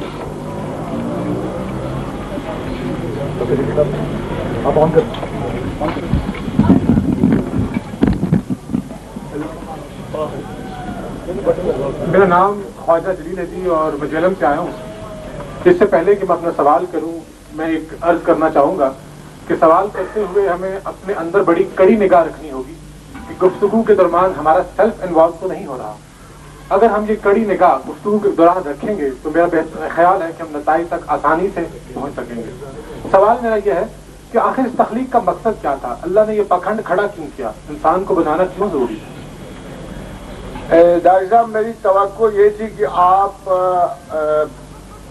आवान साहब किबला के सवाल का जवाब देंगे, आपने उल्टा एक नया सवाल खड़ा कर दिया। तो मेरी दरख्वास्त ये है कि पहले आप अपनी समझ बूझ के मुताबिक इसकी सजा ये है सवाल की कि आप उनको पहले जवाब दें। लेकिन जी, जहाँ तक मैं प्रोफेसर साहब की महफिलों से और अपने महदूद सोच से समझ सकता हूँ, एक चीज होती है जिसको हम मिस्टिसिज्म बोलते हैं, जिस पर बड़ी बहस हुई। यहाँ मेरी मुराद MYSTIC वाले मिस्टिक से है। ये वो शख्स है जो अपने और खुदा के दरमियान राब्ता उस्तवार करने की कोशिश करता है। शतरंज के मोहरों की तादाद शायद 16 होती है और उनकी चालें अगर कंप्यूटर पे कैलकुलेट की जाएं तो 1 बिलियन से ज्यादा बनती है, लेकिन नफ्स इंसानी के जो मुहर्रकात हैं उनकी तादाद शायद 90 से ज्यादा है। अगर उनकी चालें कंप्यूटर पे कैलकुलेट की जाए तो शायद ट्रिलियंस में हो, लेकिन अगर इनमें से कोई मोहरा अकेले मूव करे, जैसे नफरत अकेले मूव करे, तो आपको अंदाजा हो जाता है कि आप किससे नफरत कर रहे हैं। लेकिन इस वक्त मैं जो गुफ्तगू कर रहा हूँ ये मैं ही जानता हूँ कि गुफ्तगू मैं अल्लाह के लिए कर रहा हूँ या अपने प्रोजेक्शन के लिए कर रहा हूँ। ये एक पेचीदा हमला है जो मेरे नफ्स ने मुझ पर किया है। अब अगर मैं इसकी पहचान कर लूं और अपने नफ्स के वो तमाम पेचीदा वारों को समझ जाऊं जो ये वक्तन फवक्तन मुझ पर करता रहता है, कि किसी सूफी ने कहा है कि 2 चीजों की कोई इंतहा नहीं और समझ नहीं, एक नबी का मकाम और एक नफ्स के हमले। तो वो शख्स जो अपने नफ्स के पोशीदा और पेचीदा वारों को समझ जाता है वो अपनी इंस्टिंक्टिव डिमांड से आउट ग्रो करता है। वो जब अपनी इंस्टिंक्टिव डिमांड से आउट ग्रो करता है तो he is worth to have connection with almighty God. वो सूफी है, वो शख्स जो मेरी तरह बख्तियारखोर हो, या वो शख्स जिसे लिबास फाखरा पहन के अपना कद बढ़ाने का शौक हो, उसका तसव्वुफ से कोई ताल्लुक नहीं। सूफी तो वो है लिबास फाखरा पहने या फटा हुआ पहने, उसके नफ्स में तगय्युर ना आए। अगर मकाम उसको अपनी बुजुर्गी का एहसास दिला दे तो वो सूफी नहीं। शेख अब्दुल कादिर जिलानी एक दफा एक महफिल में बैठे थे, किसी ने आके खबर दी कि यार शेख आपका वो काफिला बहरी जहाजों का जिस पे गर्म मसाले लदे हुए थे डूब गया। शेख ने सर नीचे किया और कहा सुभान अल्लाह। फिर किसी ने खबर दी कि शेख वो खबर गलत थी, वो काफिला नहीं डूबा। शेख ने फिर निगाह की और कहा सुभान अल्लाह। तो किसी ने कहा यार शेख समझ नहीं आई, दोनों दफा सुभान अल्लाह कहा। पहले नुकसान हुआ था, मैंने इस कम वक्त को देखा कि परेशान तो नहीं, तो ये मुतगय्यर नहीं हुआ, मैंने कहा अल्लाह तेरी जात पाक।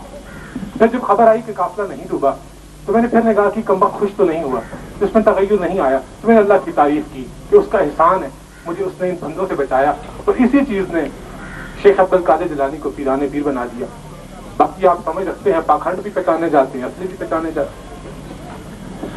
डॉक्टर साहब के बाद मैं थोड़ा सा अवान साहब के सवाल का थोड़ा सा और जवाब देना पसंद करूंगा। थोड़ा सा डॉक्टर साहब ने इसको ऑफ ट्रैक डील किया। डॉक्टर साहब का क्वेश्चन मुझे आखिर में ही थोड़ा सा अवान साहब का सवाल समझ आया, और उसमें शायद ये था कि जब सूफीज़म शुरू हुआ, मॉडर्न आइडियाज शुरू हुए, कॉन्ट्रास्ट शुरू हुए, मुतकाबिल नज़रियात मुतसादिम हुए, तो देखा ये गया है कि वो नज़रिया जिसके साथ इंसान की कमिटमेंट प्रॉपर ना हो, हमेशा उस नज़रिए से शिकस्त खा जाता है जिसके साथ इंसान की बेहतर कमिटमेंट हो।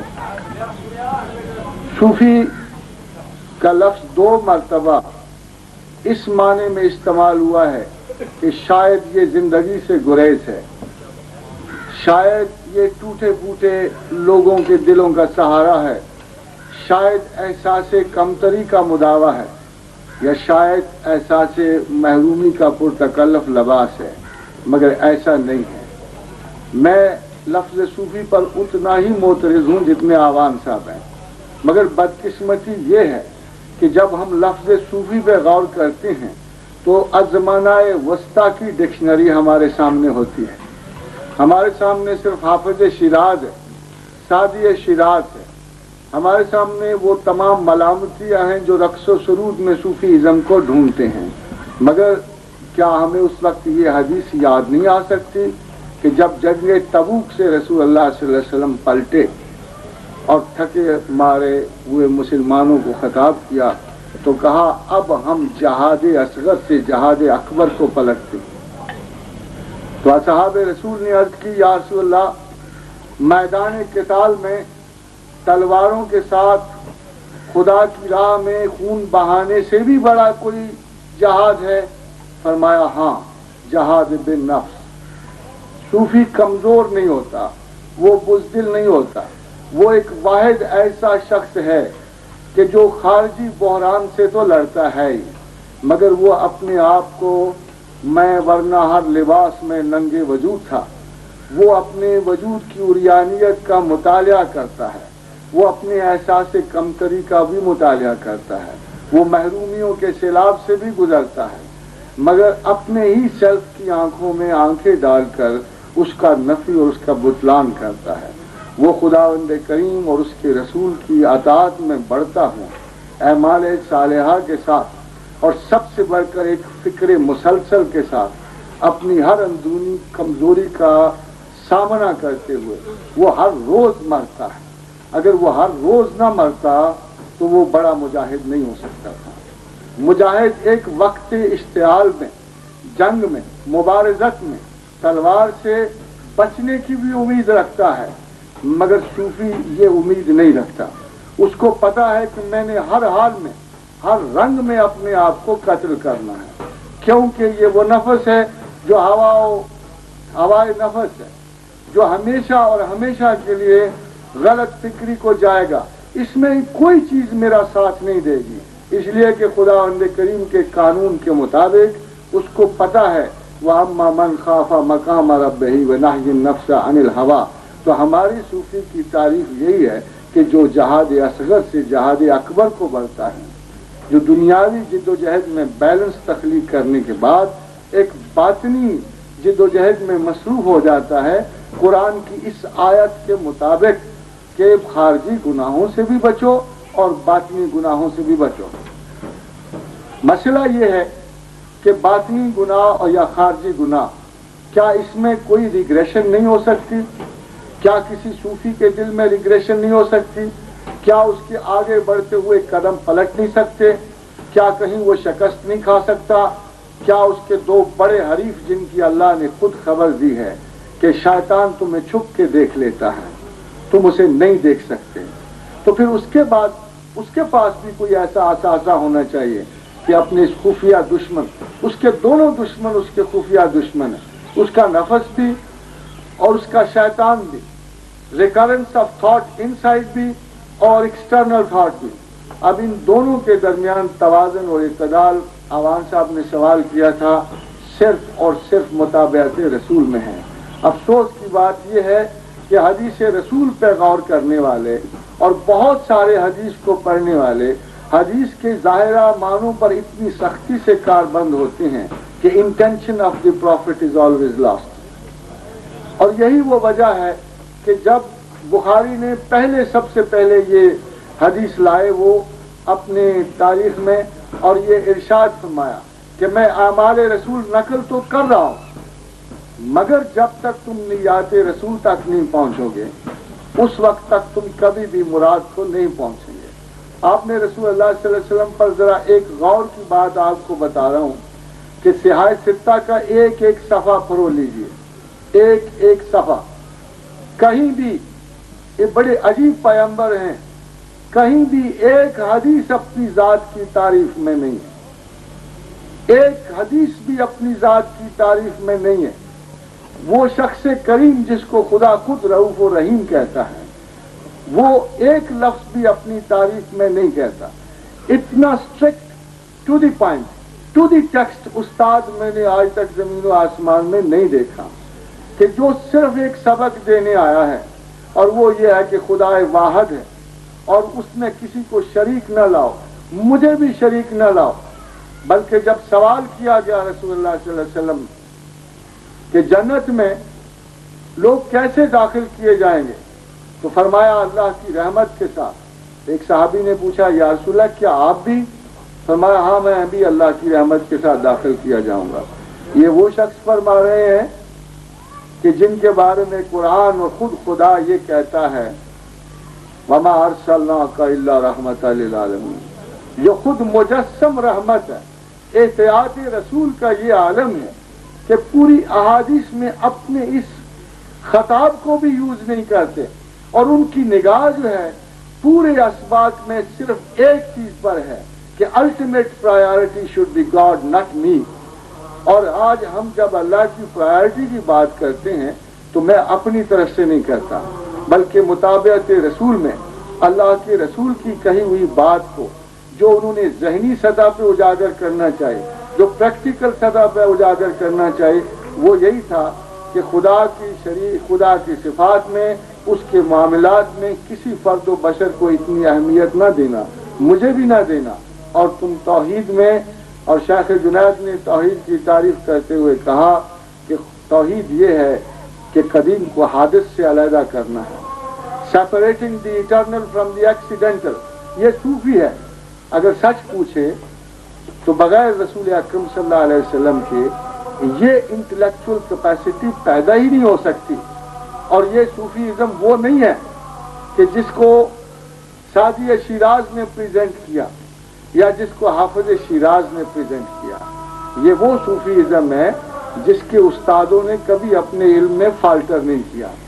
और यही वो हैं जो हसन इब्न अली हों या हसन बसरी हों या जन्नून मिस्री हों या सिरी सक्ती हों या जुनैद बगदाद हो या अली हसरी हो या अली बिन उस्मान हो या अब्दुल कादिर अल जीनान हो या मोइनुद्दीन हो, ये सब लोग जो हैं उस वक्त सूफी कहलाने के मुस्तहिक होते हैं। और सूफी की तारीफ अगर मैं आज आपसे करूंगा तो सिर्फ सादा सी करूंगा कि जिस शख्स को अपने प्रॉपर वक्त में प्रॉपर सलाहियतों के साथ इस बात का एहसास हो जाए कि जिंदगी की वाहिद टॉप प्रायोरिटी अल्लाह है, उसी दिन से उसका सूफीज़म का सफर शुरू हो जाता है। Maybe I am not able to explain much but I think I have done my job. अभी डॉक्टर जलील ने सवाल पूछा था कि पर्पस ऑफ क्रिएशन क्या है, अल्लाह ताला ने दुनिया पे खल्क की क्यों, इस बारे में कोई जो फिक्र रखते हैं तो जवाब देना चाहते हैं। मैं अर्ज करना चाहता हूँ, पहले भी अपने इंट्रोडक्शन करा चुका हूँ। पहले जो सवाल किया था अवान साहब ने, उसके मुतल्लिक मैं ये कहूँगा कि अल्लाह ताला ने ये कहा है वातसिमू बिहब्लिल्लाह जमीआ। पहला रेफरेंस मैं अल्लाह की मोहब्बत का दिया था, दूसरा ये दे रहा हूँ इसमें भी वही इनहेरेंट पावर है जो लव की है। तीसरा डॉक्टर साहब का भी सवाल था और अभी इन्होंने भी शुरू कर दिया, वो भी हम सबको जमीआ जब कहते हैं तो इंडिविजुअली भी हम सबको उस मोहब्बत के रास्ते को उसके ऊपर चलना है, उसको कवर करना है। और अपनी अपनी इस्तात के मुताबिक जब हम उसके ऊपर चलेंगे और हमें समझ आ जाएगी कि वाकई अल्लाह ताला ने हम पर बहुत बड़ा एहसान किया है कि हमें अपनी मोहब्बत का रास्ता दिखाया है। और रास्ता रसूल सल्लल्लाहु अलैहि वसल्लम ने कहा है कि मेरी ताबेदारी, अल्लाह ताला ने कहा है कि इनको बताओ कि मेरी ताबेदारी करो अगर अल्लाह से मोहब्बत करते हो। तो ये ट्रायंगल पूरी हो जाती है। इधर बशीर अहमद साहब ने जो फरमाया है कि हम आइसोलेट हुए हैं, अगर किसी भी ये दरमियानी जो पीरियड गुजरा है उनकी तालीम से या हमें समझ नहीं आई या हम उसके पास नहीं पहुंच सके, तो आज हमें पोस्टमार्टम अपना करके ये ट्रायंगल पूरी करनी चाहिए, अपना सफर उसके ऊपर जारी करना चाहिए, आज से शुरू कर देना चाहिए। कि पहले तो ये है कि अगर रसूल सल्लल्लाहु अलैहि वसल्लम से अल्लाह से मोहब्बत है, रसूल सल्लल्लाहु अलैहि वसल्लम की ताबेदारी मोहब्बत में भी करो जैसे वो अल्लाह से करते। फिर दूसरा यह है कि अल्लाह की रस्सी को मजबूती से पकड़ो, और वो भी रसूल सल्लल्लाहु अलैहि वसल्लम हमें रास्ता बता चुके हैं उनके अस्वाए हसनों से भी और कुरान करीम की तालीमात से भी। तो जैसे अवान साहब ने सवाल किया तो अचानक मेरे जहन में ये स्ट्राइक हुआ कि इसका जवाब तो यही है कि वातसिमू बिहब्लिल्लाह जमीआ, यही मोहब्बत का रास्ता है, ज़ाहिरी भी और बातनी भी। तो जब आप इन तीनों इस ट्रायंगल को मिलाएंगे अपनी जात के हवाले से, ये नहीं है कि हम जो गुजरे हुए सूफी हैं उनके हवाले से उनकी कोई गलती पकड़कर ट्रायंगल का वो जो जाविया गलत कर दें, अपने आप को आइसोलेट ना समझे। जब किसी बड़ी कुव्वत के साथ आप मिल जाएंगे तो आप कमजोर भी नहीं होंगे। और उधर मैं एग्री नहीं करता कि हम कहें कि हम कमजोर हैं। जब अल्लाह ताला की जात, रसूल सल्लल्लाहु अलैहि वसल्लम की जात से आपका रिश्ता मोहब्बत का इस्तवार हो जाए, आप कमजोर नहीं हैं। और यहाँ कमजोर से कमजोर लोगों ने उस जमाने में जाने दे दी हैं बड़ी कुव्वत के साथ। क्यों? वो कमजोर उस वक्त उनका रिश्ता वो मुकम्मल था। और चाहिए हमें ये जो ट्रायंगल है इसको न छोड़। एक तखलीक के हवाले से मकसद अवान साहब ने जो कहा था, मकसद तखलीक कायनात, ये हमारा इधर इसी साहब ने ये कहा था। उसमें यह है कुरान हकीम अल्टीमेटली हमें रजू करना पड़ता है जब कुरान की तरफ, तो वो कहता है कि मा खलक़तुल जिन्न वल इंसा इल्ला लियअबुदून। तखलीक जो इंसान या जो मैच्योर चीज है, इंसान है या जिन्न है, तो सिर्फ अपनी इबादत के लिए, सबमिशन के लिए पैदा किया है। बाकी मसला कायनात अल्लाह ने क्यों तखलीक की, तो ये तो हम इस पोजीशन में नहीं है कि अल्लाह को पूछेंगे आपने कायनात क्यों तखलीक की। लेकिन इंसानों और जिन्नों की जो तखलीक है वो कुरान हकीम में बता दिया मा खलक़तुल जिन्न इल्ला इनसे इल्ला लियाबुदू, सिर्फ अपनी बंदगी के लिए पैदा किया। दूसरी बात जो उनकी थी कि हमें सहारे, मुझे इजाजत है, और ये बात दुरुस्त है कि दुनिया में बुत परस्ती की जब इब्तिदा हुई है तो वो सहारों की वजह से हुई है। हमारे यहाँ हमारे पड़ोस में एक अरब पीपल हिंदू बसते हैं, उनके अपने सहारे हैं। मुशरिकीन मक्का ने अपने सहारे ढूंढ रखे थे, तो कुरान हकीम ने क्या दिया, अल्लाह के नबी सल्लल्लाहु अलैहि वसल्लम क्या दिया, ये सारे के सारे ये खुद साख्ता है, ऊपर से कोई सरजन इनके पास नहीं आए। कुरान हकीम ने कहा दिया कि डायरेक्ट इन हाज़ तज़किरा फमन शाअ इत्तख़ज़ इला रब्बिही सबीला, ये कुरान हकीम आपके पास भेज रहा हूँ, जो अल्लाह की तरफ आना चाहता है वो इसको पकड़ ले। तो ये अल्टीमेटली हमें will have to go back to Quran and Sunnah, holy prophet से कोई चारा नहीं। तमाम रास्ते इंसान ने आजमाए हैं, हमारे यहाँ तसव्वुफ है, ये बुद्ध मत तो हिंदू मत में पहले आजमाया जा चुका है, हर में हर देखे, बातिल वजूद देखे, ईरान में जाके पहुंचा है, हवा उसका फलसफा है। तो ये अरूज पर थे फलसफे जब इस्लाम आया, इस्लाम ने तमाम फलसफा को सेटिसाइड किया और कुरान का एक बड़ा सिंपल सा फलसफा दिया है जो न फिलासफर के बस की बात है, पर हर एक आदमी समझ सकता है। इसलिए कुरान हकीम की तरफ रजू करेंगे तो हमारे मसाइल हल हो जाएंगे, हमें समझ आ जाएगी। बड़ा सिंपल सा है ये कुरान हकीम, इसमें कोई उलझन नहीं। कोई और साहब इस बात का ही जवाब देना चाहें कि पर्पस ऑफ क्रिएशन जो है वो है क्या? एक सेकंड के लिए, ये तो ये है कि हम इस महफिल में जो बैठे हैं और खुद प्रोफेसर साहब ने भी ये कहा कि हमें अपने जो जज्बात हैं, मेरी आवाज़ ठीक है, तो आपने एहसासात को और अंदर बैठे हुए इंसान को उन जज्बात पे हमने कंट्रोल करना है। All intellectuals are sitting here. तो मुझे इतराज़ है उनका जो अल्फाज उन्होंने इस्तेमाल किए कि अल्लाह पाक ने इंसान को पैदा करने का क्यों पखंड किया, तो ये काबिल इतराज़ अल्फाज है और गैर पार्लिमानी लफ्ज़ है। जैसे प्रोफेसर साहब ने ये कहा कि हजारों साल इस इंसान की तख्लीक पे रब्बिल इज़्ज़त ने लगाए, और जिसके बारे में कुरान पाक ने कहा कि मैंने बहुत खूबसूरती से इंसान को बनाया है। ये ना पखंड हो सकता है और न ही इसके बारे में कोई और ऐसा तज़हीक में अल्फाज, बल्कि इसका बहुत बड़ा मकसद है और इंसान बहुत बड़ा अज़ीम है और अशरफुल मखलूक है। आप अपने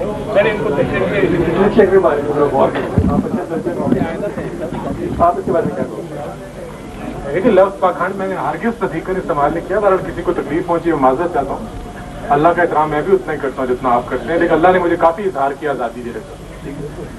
दूसरी बात है कि मैंने सवाल ये किया कि आपने कहा बड़ी खूबसूरत तख्लीक की, मुझे इस पर कोई इतराज़ नहीं, बड़ी खूबसूरत तख्लीक की, ठीक है। मुझे इतराज़ का हक इसलिए है कि मैं अपने अजीज़ मोहतरम प्रोफेसर साहब की इस बात से इत्तफाक नहीं करता, और मेरे ख्याल में तकलीफ से मैं राज़ी नहीं हूँ, ठीक है। मैं जब तक मेरे क्यूरियोसिटी की सेटिस्फेक्शन नहीं होगी मैं किसी बात को नहीं मानता, ठीक है। मैं ये पूछना चाहता हूँ कि इबादत के लिए तो फरिश्ते मौजूद थे, दे आर बेटर, मतलब के ओबीडिएंट सर्वेंट्स, तो वो इतनी इबादत कर रहे हैं कई लाख साल से कि किसी आसमान पे बैठा है, कोई छठे तो कोई सातवें पे सुभान रब्बी अल्लाह सुभान रब्बी अल्लाह सब लगे हुए हैं, तो अल्लाह को इसकी क्या जरूरत पड़ी? ये बागी जो था जो मेरी तरफ पखंड कह रहा है उसकी तख्लीक को, इतनी बेटर क्रिएशन मौजूद थी तो मुझे बनाने की क्या जरूरत पड़ी? उसने मुझे उससे बेहतर कोई चीज बनाता कि जो बिल्कुल इस तरह लगी रहती इबादत कर रहे हैं, मुझे उसने फ्रीडम ऑफ चॉइस क्यों दे दिया? जिम्मेदारी मुझे क्या चक्कर क्या था, वो चाहता क्या था, मैं ये पूछना चाहता हूँ। कोई साहब इसका जवाब देना चाहते हैं?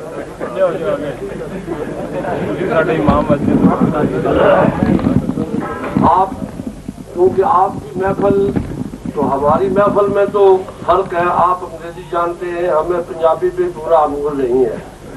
तो बहरहाल कुरान हकीम हमारे लिए दस्तूर जिंदगी भी है और निज़ाम बंदगी भी है और निज़ाम जिंदगी भी है, और इसको अल्लाह रब्बुल इज़्ज़त ने हमारी रहनुमाई के लिए उस हस्ती पे भेजा है कि जिस हस्ती के बारे में फरमाया मैं योते रसूला फक़त अताअल्लाह, जिसने मेरे रसूल की इताअत व फर्मा बरदारी कर ली उसने मेरी फर्मा बरदारी कर ली। आप जो हज़रात कह रहे थे कि फरिश्ते इबादत के लिए मौजूद थे और हजार साल उन्होंने इबादत की है, तो इस इंसान को पैदा करने में क्या हिकमत थी? इन्होंने तो कहा ना क्या जरूरत थी? तो अल्लाह रब्बुल इज़्ज़त क्योंकि हमारे ज़हन महदूद हैं और खुदाए वाहदहू ला शरीक वो किसी ज़हन में आने वाला नहीं, ला तुदरिकुहुल अब्सार वला युदरिकुल अब्सार, उसको कोई आंख भी आता नहीं कर सकती। तो उसने इसी कुरान में फरमाया कि हमने ये दुनिया जो पैदा की है इसको अवश्य नहीं पैदा किया कि आफा सिर्फ तुम अन्नमा खलकनाकुम अबसा, क्या तुमने ये गुमान कर लिया है कि हमने ये जो तख्लीक की है इसमें अवश्य कोई चीज पैदा की है? अवश्य नहीं है। ये हर जगह पे इसकी अल्लाह रब्बुल इज्जत ने इस इंसान को इसलिए पैदा किया है कि जो फरिश्ते खाशात से पाक हैं, जिनका खाना भी इबादत है, जिनका उठना बैठना इबादत है, जिनकी ग़िज़ा इबादत है, और अगर ये इंसान इबादत और अल्लाह से ताल्लुक हो जाए तो वो फरिश्तों से बढ़ जाता है। इसलिए अल्लाह रब्बुल इज्जत ने आगे को तसल्ली को हम बाद में 2 बजे के बाद नमाज खाने का वक्त करेंगे। 2 बजे तक जो भी साहिबान इस मौजू पे अपनी राय देना चाहें, मुझे इस बात का बड़ा पुख्ता यकीन है कि जो डॉक्टर जलील साहब है इनको टाइम और स्पेस की थ्योरी, इन्फिनिटी और इंफिनिटी का कॉन्सेप्ट बड़ी अच्छी तरह पता है, और डॉक्टर इमरान को भी इस बात का बड़ी अच्छी तरह पता है।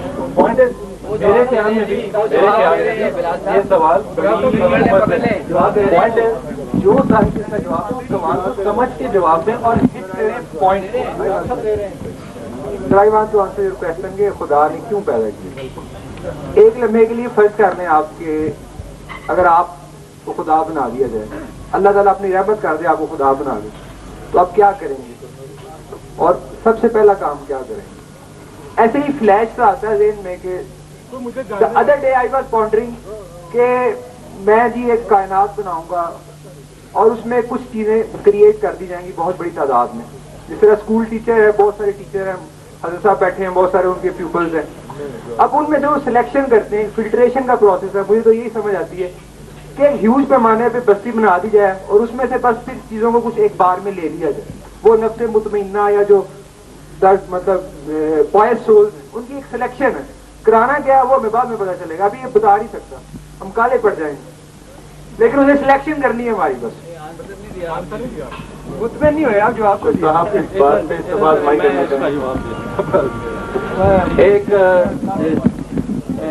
डॉक्टर इकबाल साहब ने फरमाया है कि सख्तियां सहता हूँ दिल पर गाफिल हूँ मैं, हाय क्या अच्छी कही जालिम हूँ मैं, जाहिल हूँ मैं।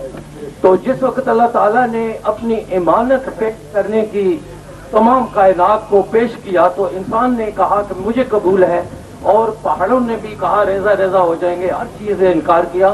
तो वो जो अदा थी इंसान की वो अल्लाह ताला को बहुत पसंद आई, और फिर उसकी वजह से इंसान को ये अशरफुल मखलूकात तो क्या क्या दर्जे दे दिए। हमें अपनी को उस दर्जों का एहसास होना चाहिए और उस तलब को नहीं छोड़ना चाहिए जिस तलब की खातिर मैंने पहले कहा कि अपनी मोहब्बत के लिए इंसान को पैदा किया है। इबादत भी मोहब्बत की अकीदत का एक आधार है। बात वही जा रही है जहाँ मैं ले जाना चाह रहा हूँ। हज़रत ने फरमाया है कि अल्लाह ने एक अमानत पेश की तमाम जिन्न और अनस को, और जितनी भी मखलूकात मौजूद थी जमीन पे, अल्लाह ने उनको एक अमानत पेश की और सारे डर गए, सबने इनकार कर दिया कि हम ये अमानत नहीं उठाना चाहते। तो इंसान ने वो अमानत उठा ली, तो इसलिए इंसान अल्लाह को महबूब हो गया। मेरे बुजुर्ग फरमाएंगे कि वो अमानत क्या थी। बुजुर्गों को बार बार भी तकलीफ न दें, वो अमानत अक्ल व शऊर के सिवा कुछ न था। फिर मैं एक बात अर्ज करना चाहूंगा, अगर वो अक्ल व शऊर थी, अगर वो अक्ल व शऊर ही था जिसकी बुनियाद पर इसको बड़े बड़े अलकाबात दिए गए, तो मेरे बुजुर्ग हजरात अक्ल व शऊर के पीछे क्यों पड़े हुए? ये एक मैं गुजारिश करूंगा जी, अक्ल को क्यों नहीं इस्तेमाल करने दे रहे? अगर अक्ल व शऊर ही वो चीज है जिसकी वजह से हम डॉक्टर साहब, मेरी आज ये है कि मैं समझता हूँ कि खुदावंद करीम ने एक प्रॉपर यूज ऑफ माइंड के सिवा इंसान में कभी कोई चीज अप्रिशिएट नहीं की। मगर आपने क्यों का सवाल किया है, तो जहाँ खुदा ने ये अमानत अक्ल शऊर अदा की, वहाँ एक फैसला भी सुनाया, और वो ये कहा कि इन्नहु काना ज़लूमन जहूला, कि ये जालिम भी है और जाहिल भी। और इसका आसान तरीन मतलब ये है कि इंसान ने अपने आप को ओवर एस्टिमेट किया और जात को अंडर एस्टिमेट किया, और वो कजिया अब तक चला आ रहा है। कि we were very confident to do a job, we have never been able to do that job. The reason very simple. और वो सादा सी रीजन ये है जो मैंने आपसे पहले अर्ज की कि हम लेसर प्रायोरिटीज को ज्यादा इंपॉर्टेंट कर दिया हमने और टॉप प्रायोरिटी को लेस इंपॉर्टेंस कर दिया. तो if we are going back, we are trying to go back. इस सारे इज्तिमा का मकसद भी यही था कि हम प्रायोरिटीज में क्लियर हो जाए. और जैसे मैंने पहले उसमें अर्ज किया है कि इस वक्त सिर्फ हम नहीं, ये 2, 4, 10 इंसान नहीं, बल्कि टोटल उम्मत जो है ये टॉप प्रायोरिटी के बारे में कंफ्यूजन में मुब्तला है.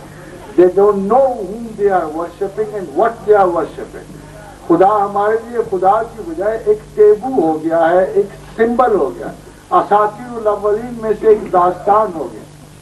इसलिए we are trying to revive the original meanings of the Quran and original teaching of the Prophet to assert back the eternal providence to justify the ways of God to men.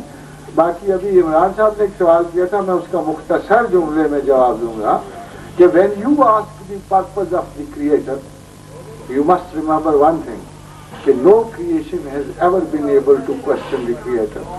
अगर आपके यहाँ ऐसा होता है तो मुझे जरूर बताइए, क्या आप किसी भी अपनी तख्लीक को ये हक देते हैं कि वो आपको क्वेश्चन करे? अगर क्रिएटर और खालिक को आज तक किसी भी मखलूक ने, किसी भी पेंटर की तस्वीर ने उससे ये नहीं कहा कि तूने मुझे मोनालिसा बनाया है तो अच्छा बनाया है, अगर तूने मुझे वान गो की एक हॉरर की तस्वीर बनाया है तो क्यों बनाया है? आज तक किसी शायर को उसकी बड़ी बुरी गजल ने कोसा नहीं है कि तूने इतने बुरे शेर मेरे बारे में क्यों लिखे. ये तो कोई राइट नहीं है हमारा. If he is the creator and we are the creation, at least we should know. और इमरान साहब, एक बात आपकी तवज्जो के लिए, और सबसे बड़ी बदकिस्मती हमारी ये है कि वी आर इल इन्फॉर्म्ड, और इल इन्फॉर्म्ड